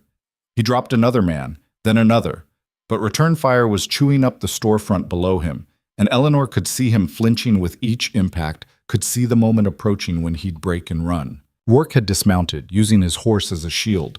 He was shouting orders, directing his men to flank around, to get behind the positions Thomas and the others held. He'd figured out the ambush fast, faster than Arthur had probably hoped. Now it was just a matter of time before the farmers broke, and Rourke's men overwhelmed them through sheer numbers. Arthur was still down behind the barrel. He'd stopped shooting. Eleanor could see him moving, trying to reload, but his hands were shaking badly now. Blood soaked his shirt on the left side, dark and spreading. Too much blood. "Stay down," Eleanor whispered, even though he couldn't hear her. "Just stay down." But Arthur didn't stay down. He never stayed down. That was his problem. He didn't know how to quit even when quitting was the smart choice. He rose to his feet, swaying, revolvers hanging at his sides. Blood dripped from his fingertips. His face was gray with pain and blood loss, but his eyes were still cold, still focused. "Rourke!" he called out. His voice cracked halfway through the name, weak where it should have been strong. "You wanted me? Come get me. Stop hiding behind your horse like a coward." It was a taunt, a desperate play to draw attention back to himself, to give Thomas and the others a chance to do more damage while Rourke's men focused on the obvious threat. Eleanor saw the calculation in it, saw Arthur trading his life for seconds, maybe minutes, of distraction. Rourke saw it too. He smiled, then gestured to three of his men. They came at Arthur from different angles, spreading out to create crossfire. Professional work. Efficient. Arthur would be dead in seconds. Eleanor moved without thinking. She stepped out from behind the bar, through the saloon's front door, onto the boardwalk with the shotgun in her hands. The morning light hit her eyes, too bright, making her squint. The street was chaos, smoke and noise and the metallic smell of blood mixing with dust. One of the three men saw her, started to turn, bringing his pistol around. Eleanor pulled both triggers. The shotgun's recoil nearly knocked her down. The sound was catastrophic, louder than anything she'd ever heard. The man she'd aimed at, she didn't know his name, would never know it, caught the full spread at 15 feet and went down in pieces. Eleanor stood frozen, staring at what she'd done, at the red mist still hanging in the air where a man had been standing a second ago. Her stomach heaved. The shotgun fell from her numb fingers. "Eleanor!" Arthur's voice cut through her shock. "Get down!" She dropped, more from instinct than thought. A bullet cracked through the space where her head had been, punching through the saloon's wall behind her. Arthur was moving again, firing at the other two men who'd been advancing on him. One went down clutching his leg. The other dove for cover. The momentary advantage Eleanor had bought him was already gone, but it had been enough. He was still alive, still fighting. Eleanor scrambled back toward the saloon door on hands and knees, glass from the broken window cutting her palms. She made it inside, grabbed one of the revolvers Arthur had given her, tried to remember everything he'd taught her: grip, stance, breathe, shoot between heartbeats. But her heart was racing so fast there was no space between beats, just one long continuous thunder that shook her entire body. A man appeared in the doorway, young, maybe Danny Creek's age, with wild eyes and a pistol pointed at her chest. Eleanor raised her gun, pulled the trigger. The hammer fell on an empty chamber with a dry click. She'd forgotten to load it. The young man smiled, started to squeeze his own trigger. Glass shattered as Thomas's rifle shot came through the window, catching the young man in the side. He stumbled, turned toward the new threat, fired twice toward the rooftop.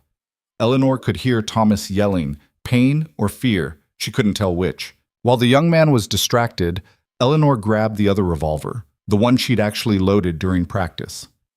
This time, when she pulled the trigger, the gun fired. The recoil jerked her hands up, the shot going high, catching the young man in the shoulder instead of the chest. He spun, fell against the doorframe. Eleanor shot him again, and again. Kept shooting until the hammer clicked on empty chambers and the young man wasn't moving anymore. She stood there, hands shaking, ears ringing, staring at the second person she'd killed in the space of 2 minutes. The first had been distant, abstract, buckshot erasing a threat before her brain could register it as human. But this one she'd looked in the eyes. This one she'd shot 3 times while he was already dying. This one she'd murdered. "I'm sorry," she whispered to the body. "I'm sorry. I'm sorry. I'm sorry." Outside, the gunfire was slowing. Not stopping, it would probably never stop, would echo in Eleanor's ears for the rest of her life. But coming in bursts now instead of a continuous roar. She risked a look through the broken window. Arthur was down again, this time behind an overturned wagon. His left arm hung useless at his side. He was firing one-handed, his right-hand revolver tracking targets with mechanical precision, even as blood pooled beneath him. How he was still conscious, still fighting, Eleanor couldn't understand. He should have been dead 3 times over. Rourke's forces had been cut down. Eleanor counted maybe 15 men still on their feet, and half of those were pinned behind cover by rifle fire from Thomas and the others. Bodies littered the street, some moving, some not. Horses wandered riderless, eyes rolling white with panic. But 15 was still too many, and Arthur was dying. Eleanor reloaded with clumsy fingers, dropping bullets twice before managing to get them into the cylinder. She had 6 shots. 6 chances to make a difference, or 6 chances to die trying. She stepped back onto the boardwalk. A bullet splintered wood inches from her head. She flinched, nearly dropped the gun, but held on. Took a breath, found a target. A man crouched behind a barrel, taking aim at Arthur's position. Eleanor shot him, missed. The round kicked up dust 2 feet to his left. The man turned, saw her, smiled, started to stand, bringing his rifle to bear. Eleanor shot again. This time she didn't miss. The man sat down hard, surprise and pain warring on his face. She shot him a 3rd time and he stopped moving. 3 people dead. 3 lives ended because of her. The weight of it should have crushed her, should have sent her screaming back into the saloon to hide until this was all over. Instead, she felt nothing. Just a cold, empty space where emotion should have been. Later, she knew. Later, she'd feel it. Later, she'd break down and sob, and maybe never stop sobbing. But right now, there was only the gun in her hands, and the men trying to kill Arthur, and the mathematical certainty that if she didn't keep shooting, everyone she cared about would die. She found another target, fired, missed, fired again, hit. 4. From the rooftops and windows, Thomas and the others were still fighting. Sam had abandoned his post. Eleanor could see him running through an alley, rifle forgotten, just running. But Thomas held. Jacob held. The others held. Not because they were brave, but because running meant exposing themselves to gunfire, and staying put at least gave them cover. Arthur pushed himself upright against the wagon, swaying. He'd holstered his left-hand revolver. Couldn't use that arm anymore. His right hand held the other gun, but it was shaking badly now, the tremor he'd hidden for so long returning with a vengeance. "Enough!" Rourke's voice cut through the chaos. "Cease fire! Everyone stop shooting!" Gradually, impossibly, the guns went silent. The sudden quiet was more shocking than the noise had been. Eleanor could hear her own breathing, harsh and ragged. Could hear Arthur's labored gasps from 30 feet away. Rourke stepped out from behind his horse, hands raised slightly, making himself visible. Half his men were down. The survivors looked shaken, bloody, nothing like the confident army that had ridden in at dawn. "This is madness," Rourke called out. "Look at us. Look at what we're doing. 10 men dead, maybe more. For what? A saloon? A piece of land? Pride?" Arthur didn't respond. He was using the wagon to stay upright, gun hanging at his side, struggling just to breathe. "I'll make you a deal, Hale," Rourke continued. "New terms. You walk away. Leave Red Hollow. I'll let you go. Let you ride out of here alive. Hell, I'll even pay for a doctor to patch you up. All you have to do is leave and never come back." "And Eleanor," Arthur's voice was barely audible, thick with pain. "She can stay. Keep her saloon. I won't touch her or her property. You have my word." "Your word," Arthur repeated. He almost laughed, but it turned into a cough that brought up blood. "Your word's worth less than the bullets I've wasted on your men." "Then what do you want? You're dying, Hale. Can't you see that? You've got minutes, maybe less. You really want to spend them bleeding out in a street defending someone else's property?" Arthur was quiet for a long moment. When he spoke, his voice was soft, almost gentle. "I spent 15 years trying to figure out what my life was worth. Tried working honest, tried keeping my head down, tried being invisible. You know what I learned?" Rourke waited. "I learned that a life's not worth the time you spend breathing. It's worth the moments when you choose to stand for something bigger than yourself. When you decide that some things matter more than surviving another day." Arthur straightened slightly, and Eleanor saw him gathering himself for something. "My life's worth exactly one thing right now. It's worth making sure you leave this town alone. So no deals, no walking away, just you and me, Rourke. Right here, right now. You can barely stand." "Don't need to stand to kill you." Arthur raised his revolver. His hand shook like leaves in a storm, but the barrel pointed steady at Rourke's chest. "Your men scatter the moment you go down. You know it. I know it. They're not loyal. They're hired. And hired men don't die for dead employers." Rourke's jaw tightened. "You'll never make the shot. Look at you. You're more dead than alive already." "Probably right," Arthur admitted, "but I've got 6 rounds left. Odds are at least one of them finds you before I go down." "You willing to bet your life on those odds?" For a long moment, Rourke stood frozen. Eleanor could see the calculation happening behind his eyes, weighing his chances, measuring the risk, trying to decide if his pride was worth dying for. Then he drew. Fast. Faster than Eleanor expected. His gun cleared leather in a smooth motion, already rising toward Arthur. Arthur fired. The shot went wide. Eleanor's heart plummeted. The tremor in his hands was too much. He couldn't make the shot.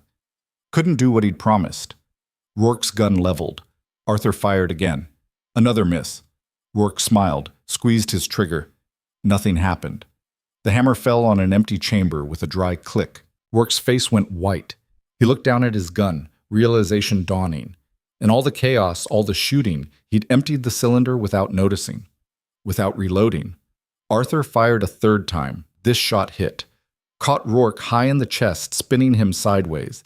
He staggered, tried to bring his gun back up, realized again it was empty. Started fumbling for the bullets on his belt. Arthur walked forward. Each step looked like it cost him everything, but he kept moving, kept closing the distance. His gun never wavered from Rourke's center mass. "You should have run," Arthur said quietly. "Should have taken your wounded pride and your hired guns and left Red Hollow alone. But you couldn't, because men like you never can. You have to win. Have to prove you're the biggest, the baddest, the one no one can stand against." Rourke got a bullet into his cylinder, fumbled for another. "I used to be like you," Arthur continued. "Thought being the best killer made me the best man. Thought fear and respect were the same thing. Took me 15 years and more corpses than I can count to learn different." Another step closer. Rourke had 2 rounds loaded now, was reaching for a third. "Here's what I learned, Caleb. Fear's not respect, it's just fear. And being the best at killing just makes you the best at dying alone. No one mourns men like us. No one remembers us except as warnings." Rourke snapped his cylinder shut, started to raise the gun. Arthur shot him again. Center mass, perfect aim despite the tremor, despite the blood loss, despite everything. Rourke went down hard. His gun clattered on the wooden boardwalk. Forgotten. He clutched at his chest, breathing in wet gasps. staring up at Arthur with eyes that couldn't quite believe what was happening. "You were right about one thing," Arthur said, standing over him. "I am dying. Been dying for 15 years, just too stubborn to finish it. But at least I'll die knowing I stood for something." "What will you die knowing, Caleb?" Rourke tried to speak. Blood bubbled from his lips. His eyes went distant, unfocused. Then he stopped breathing. Arthur stood there for a long moment, swaying, looking down at the body. Then he turned to face Rourke's remaining men. They stood frozen, guns lowered, staring at their dead leader. "It's over," Arthur said. His voice was fading, each word taking more effort than the last. "Take your wounded, leave your dead, and ride out of Red Hollow. If I ever see any of you again, I won't give warnings. I'll just shoot. We clear?" The men nodded, started backing toward their horses, keeping their hands visible, moving slow. Within minutes, they were mounted and riding east, leaving behind the bodies and the blood and the ruin of Caleb Rourke's ambitions. The street went quiet. Arthur turned toward the saloon, took one step, then another. His gun slipped from his fingers, too heavy to hold. He made it 3 more steps before his legs gave out. Eleanor was already running. She caught him as he fell, easing him down onto the dusty street. His blood soaked through her dress, hot and wet, and there was so much of it. "I got you," she said, even though they both knew she didn't. Couldn't. There was no getting him, no saving him. He was going. "Good shooting," Arthur whispered. His eyes were clouding over, the cold focus fading into something softer. "You did what you had to do. That matters. Don't talk. Save your strength. We'll get you to a doctor. No doctors," Arthur interrupted. "Too late for that. Too late for everything." He coughed, blood flecking his lips. "Eleanor, listen. Important." She leaned closer. "You're going to feel guilty," he said, "for the men you killed. Going to wonder if you're still who you were before. Going to look in mirrors and not recognize yourself." "Arthur, let me finish." His hand found hers, gripped weakly. "You're still you, still Eleanor. What you did wasn't murder, was protection. Big difference. Remember that. When the guilt comes, remember." Thomas appeared, kneeling on Arthur's other side. His hands were shaking, his face pale. "We got a wagon. We can move him to the church, get him somewhere." "No point," Arthur said. "I'm done. Just let me see the sky. Let me go looking at something besides ceilings and blood." They stayed there, Eleanor and Thomas and the other men who'd survived, kneeling in the street around a dying legend who'd never wanted to be legendary. The sun was climbing higher now, burning off the morning haze. It was going to be a beautiful day, clear and warm and completely indifferent to the violence that had stained its beginning. "Did we win?" Arthur asked. His voice was barely a whisper now. "Yeah," Eleanor said, tears cutting tracks through the dust on her face. "We won." "Good. That's good." His eyes found hers. "Take care of this place. Red Hollow. Need someone who'll stand. Someone who remembers that land's worth defending, but people are worth more." "I will," Eleanor promised. "I'll take care of it." Arthur smiled. "Knew you would. You're stronger than you think." Always were. His breathing was slowing, each inhale coming later than the last, shallower. Eleanor wanted to scream at him to hold on, to fight, to be the impossible thing he'd been his whole life. But she could see it in his eyes. He was tired. Tired of fighting, tired of carrying the weight of decades of violence, tired of being grave hand Hale. "Catherine would be proud," he whispered. "Thought I'd never earn that. But maybe I finally did." His eyes closed. "Arthur?"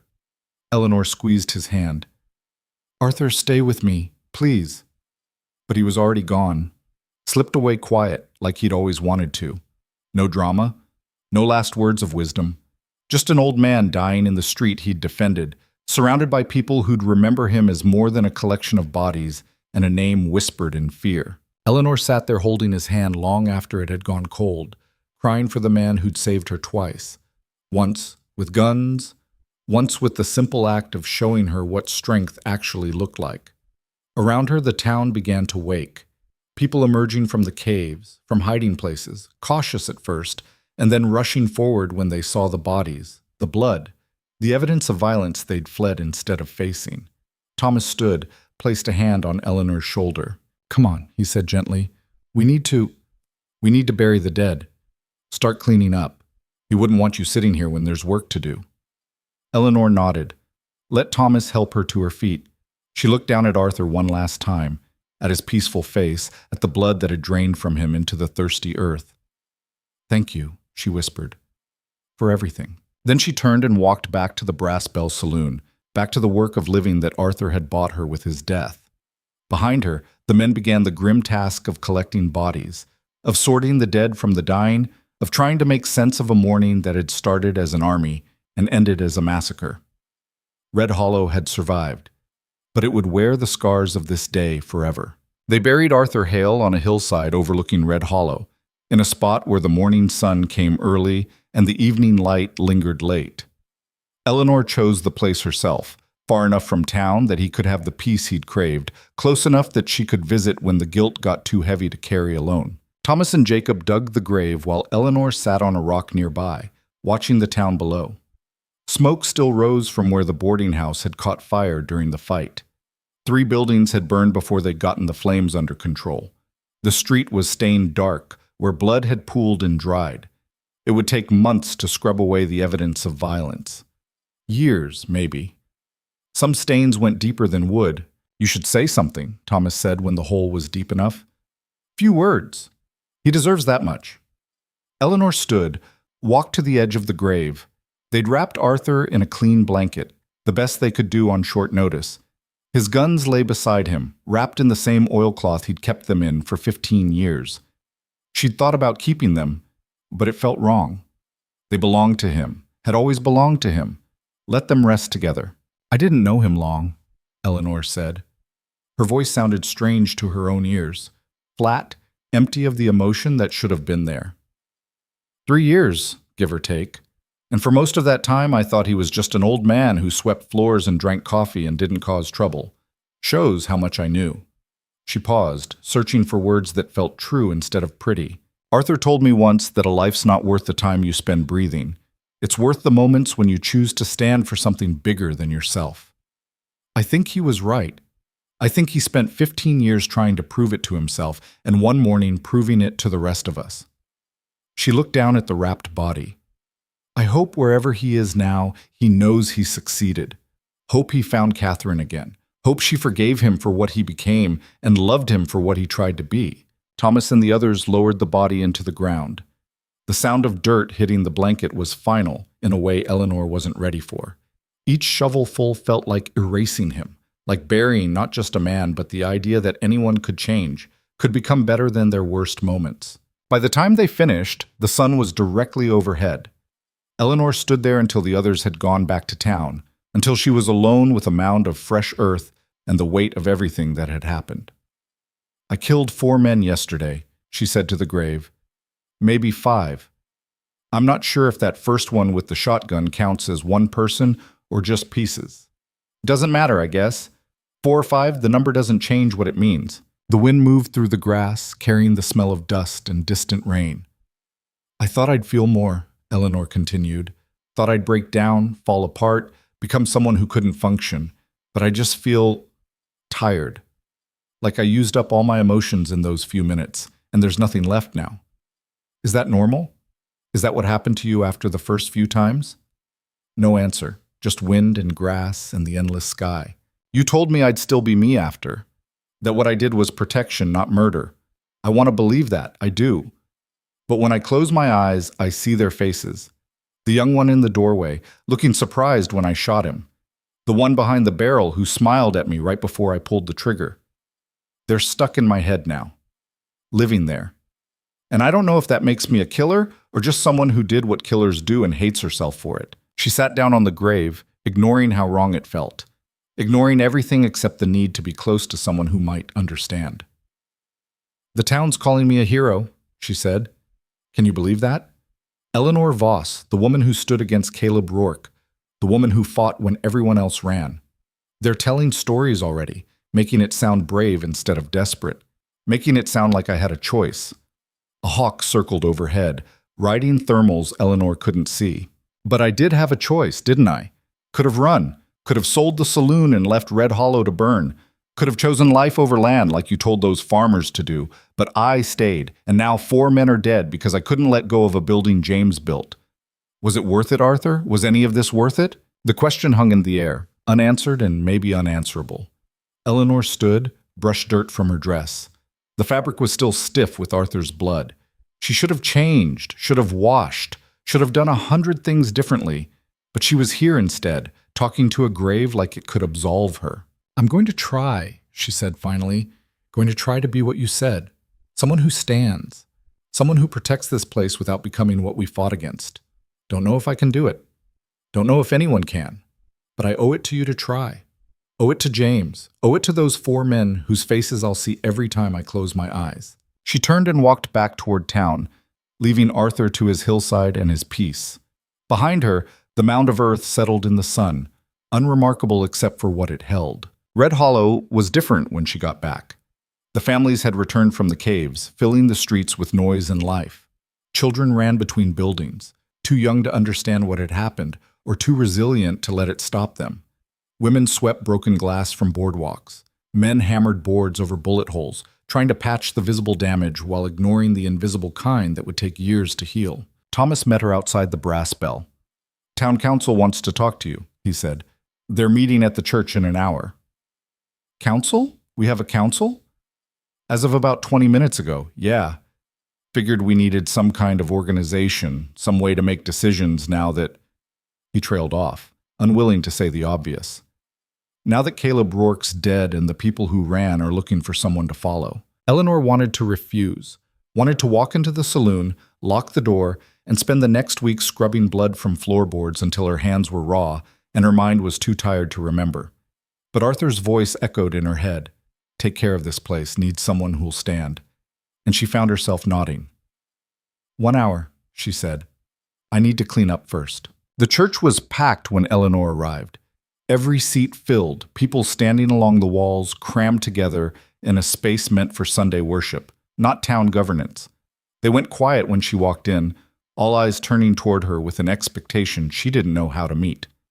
Pastor Williams stood at the front, looking uncomfortable in his new role as moderator. "Thank you for coming, Mrs. Voss. Please have a seat." Eleanor sat in the front pew, feeling exposed under the weight of so many stares. She'd changed clothes, washed Arthur's blood from her skin, but she could still feel it, sticky and warm and accusatory. "We'll keep this brief," Williams said. "The council has been discussing Red Hollow's future. What happened yesterday, the battle, the deaths, it can't happen again. We need laws, structure, protection, and we need someone to enforce those things." "We have a sheriff," Eleanor said. "Had a sheriff," Jacob Morse corrected from his seat. "He rode out this morning, took his badge and his cowardice and left. Can't say I blame him. Man was bought and paid for by Rourke anyway. Good riddance." Murmurs of agreement rippled through the crowd. "Which brings us to our proposal," Williams continued. "We'd like you to take the position, Mrs. Voss. Town sheriff. You've proven you can stand against threats, proven you'll fight when fighting's necessary. The people trust you." Eleanor stared at him. "You want me to be sheriff? I don't know the first thing about law enforcement. I run a saloon, not a jail." "You killed 4 of Rourke's men," someone called from the back. "That's more law enforcement than our last sheriff ever managed." Uncomfortable laughter. Eleanor felt sick. "I'm not a killer," she said quietly. "What I did yesterday, that wasn't law enforcement. That was survival. There's a difference." "Is there?" Thomas stood up, turned to face the crowd. "Seems to me survival and law enforcement are the same thing out here. We're not San Francisco. We don't have courts and lawyers and proper procedures. We've got dust and desperation and people trying to take what's ours. Someone needs to stand between us and them. And yesterday you proved you could be that someone.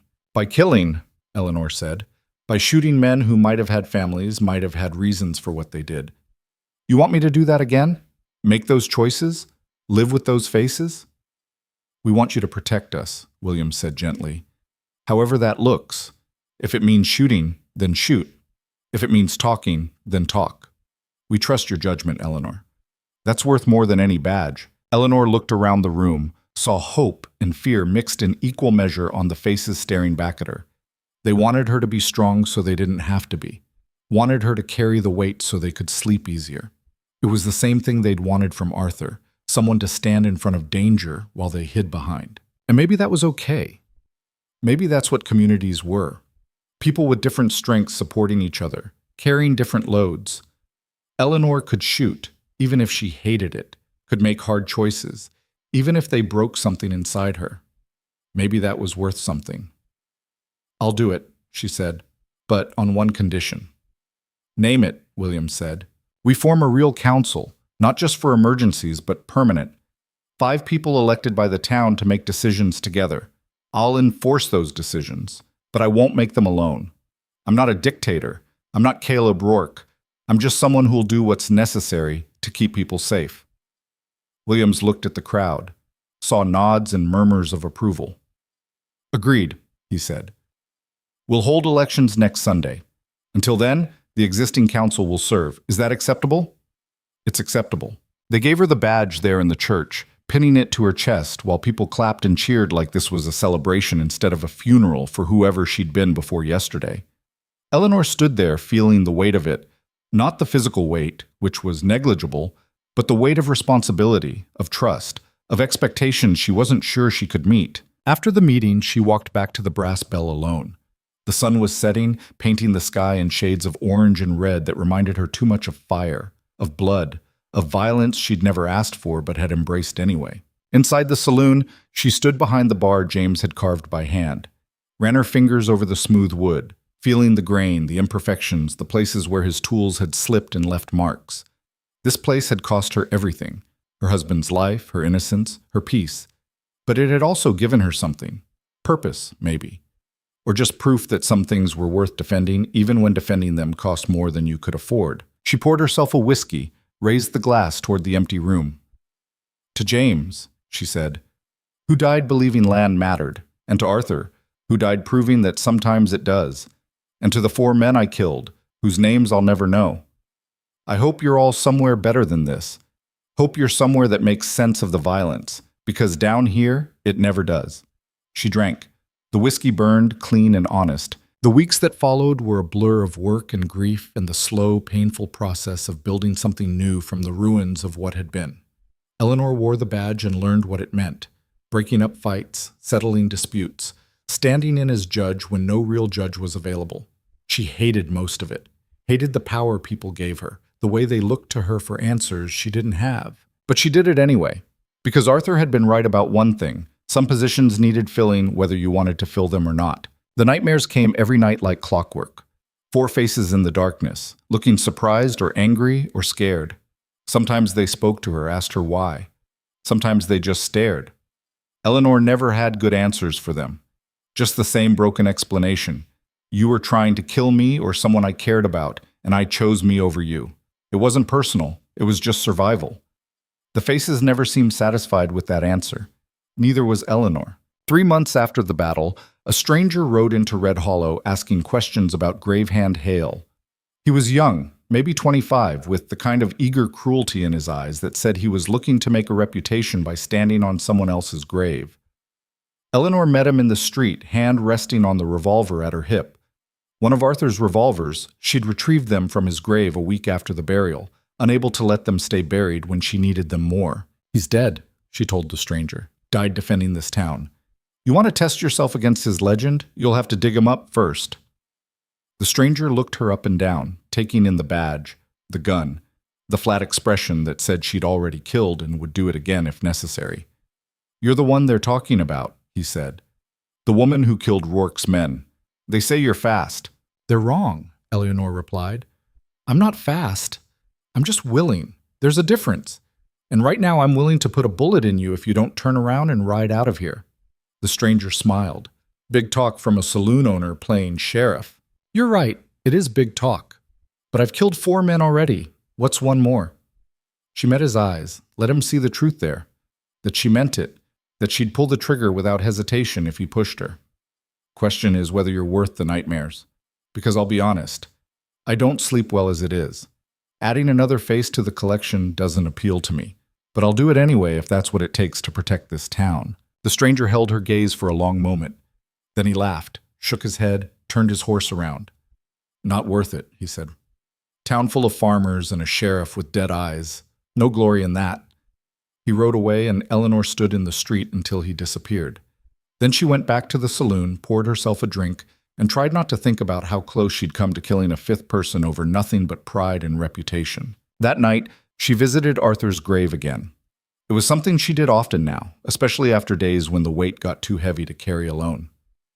"I almost killed someone today," she told the mound of earth. "Young kid looking to make a name. I would have done it too. Would have shot him just for pushing, just for not backing down. That's what I've become, Arthur.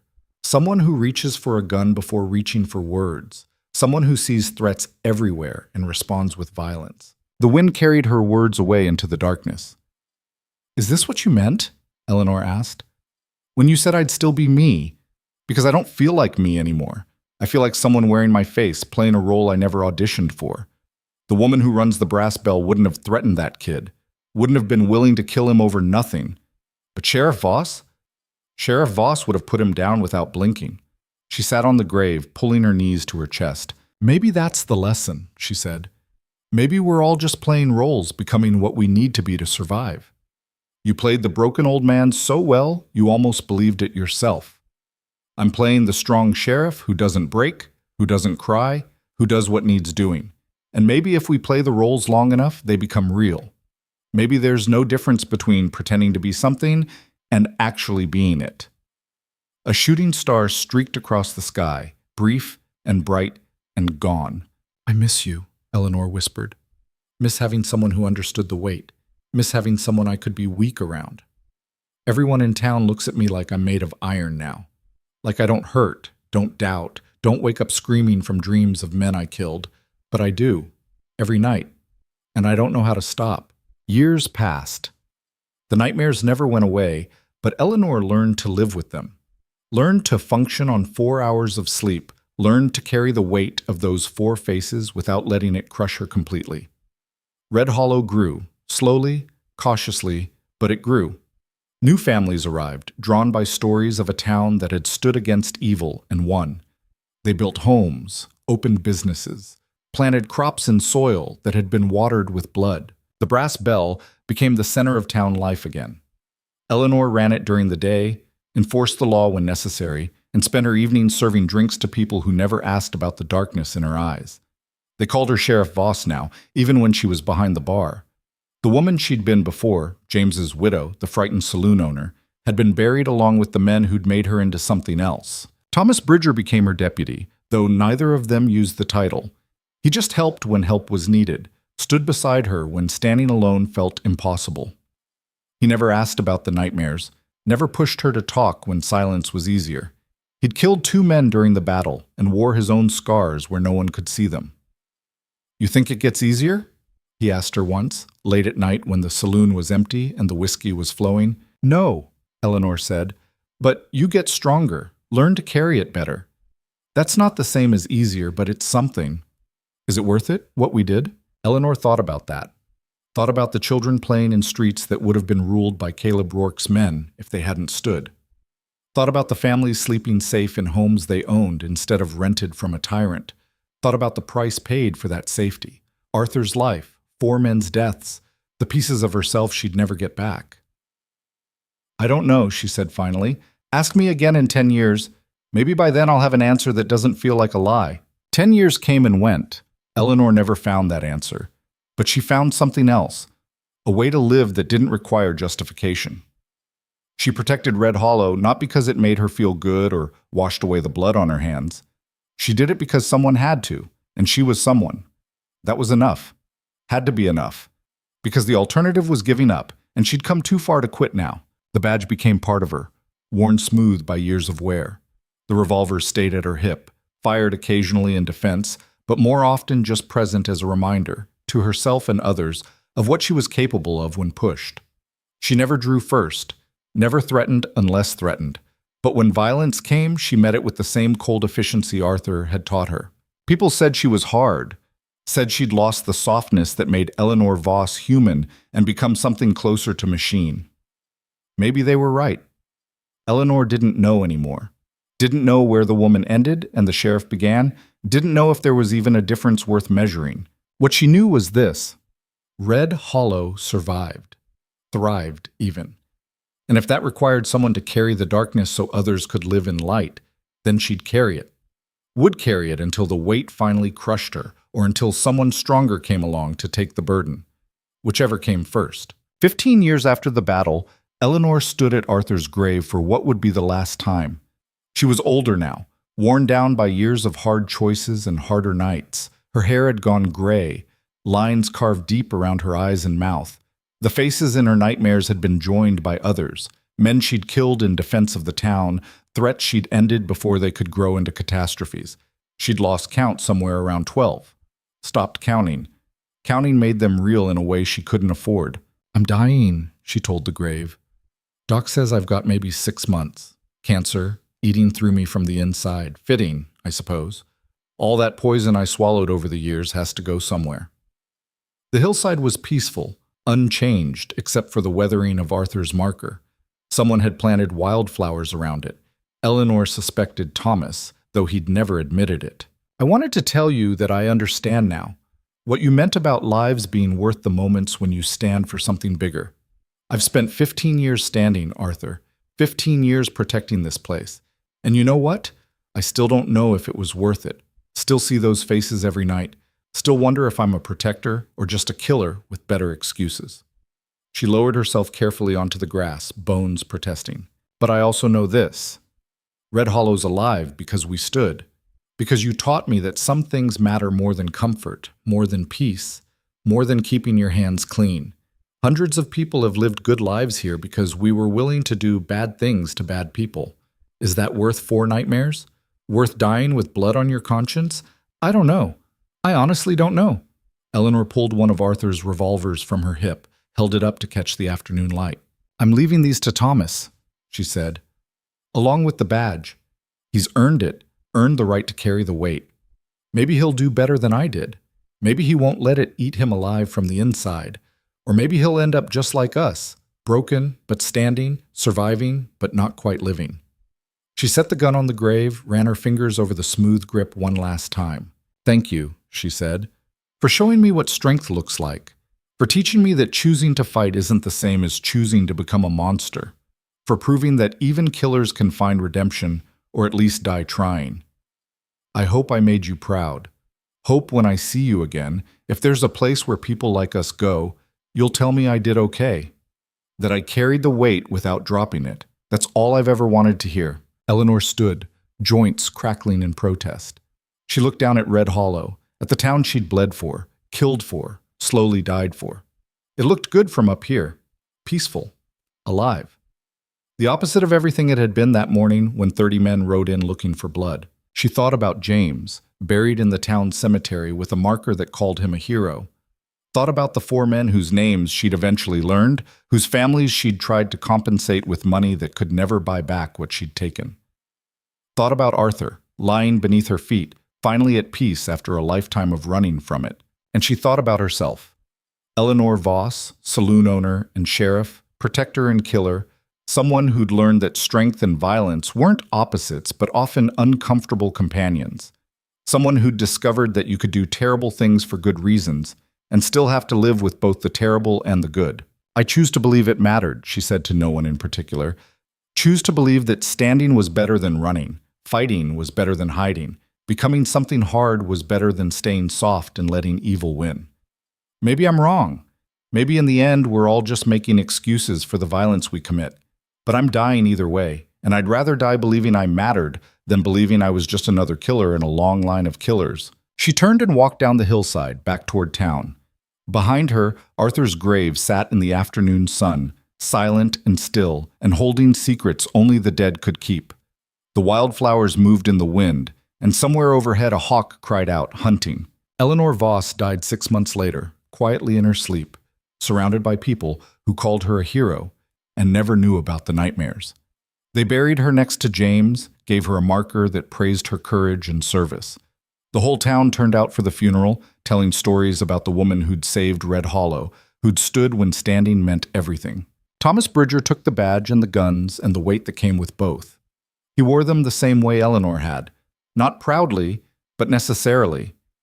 And on quiet nights, when the darkness pressed too close, he'd ride up to that hillside and talk to the two people who'd taught him what it meant to stand. Red Hollow survived. Built laws and structures and systems that meant fewer people had to become killers to protect what they loved. The violence faded into history, became stories told by grandparents to wide-eyed children who couldn't imagine their peaceful town had ever been anything else. But on that hillside, two graves sat side by side. One belonged to a legend who'd tried to die unknown. The other belonged to a woman who'd never wanted to be legendary but became it anyway. And if you visited on certain mornings when the light hit just right, you could almost see them, two ghosts standing together, looking down at what they'd protected, wondering if the cost had been worth it. The answer, like most honest answers, was complicated. They'd saved lives by taking them, protected peace through violence, became monsters to fight monsters, and spent their remaining years trying to figure out if that made them heroes or just better monsters. Red Hollow didn't care about the distinction. The town thrived, built on a foundation of blood and sacrifice, and two people who'd chosen to stand when standing meant losing pieces of themselves they'd never get back. And maybe that was enough. Maybe that was all anyone could ask. Not perfection, not purity, but the willingness to do what was necessary and spend the rest of your life wrestling with whether necessary was the same as right. Eleanor and Arthur never found that answer, but they'd lived and died trying, and in the end, the trying mattered more than the answer ever could. The wind moved through the grass on that hillside, carrying whispers of violence and redemption, of choices made and prices paid. And Red Hollow lived on, built on the backs of flawed people who'd done their best with impossible choices. It was enough. It had to be enough. Because perfect heroes don't exist outside stories. Real heroes are just broken people who stand when everyone else runs, who carry weight that crushes them slowly, who choose the hard path because someone has to walk it. Eleanor Voss and Arthur Hale were those people, and Red Hollow, thriving, peaceful, alive, was their legacy. Complicated and blood-stained and worth every terrible thing it cost to build. That was the only truth that mattered in the end.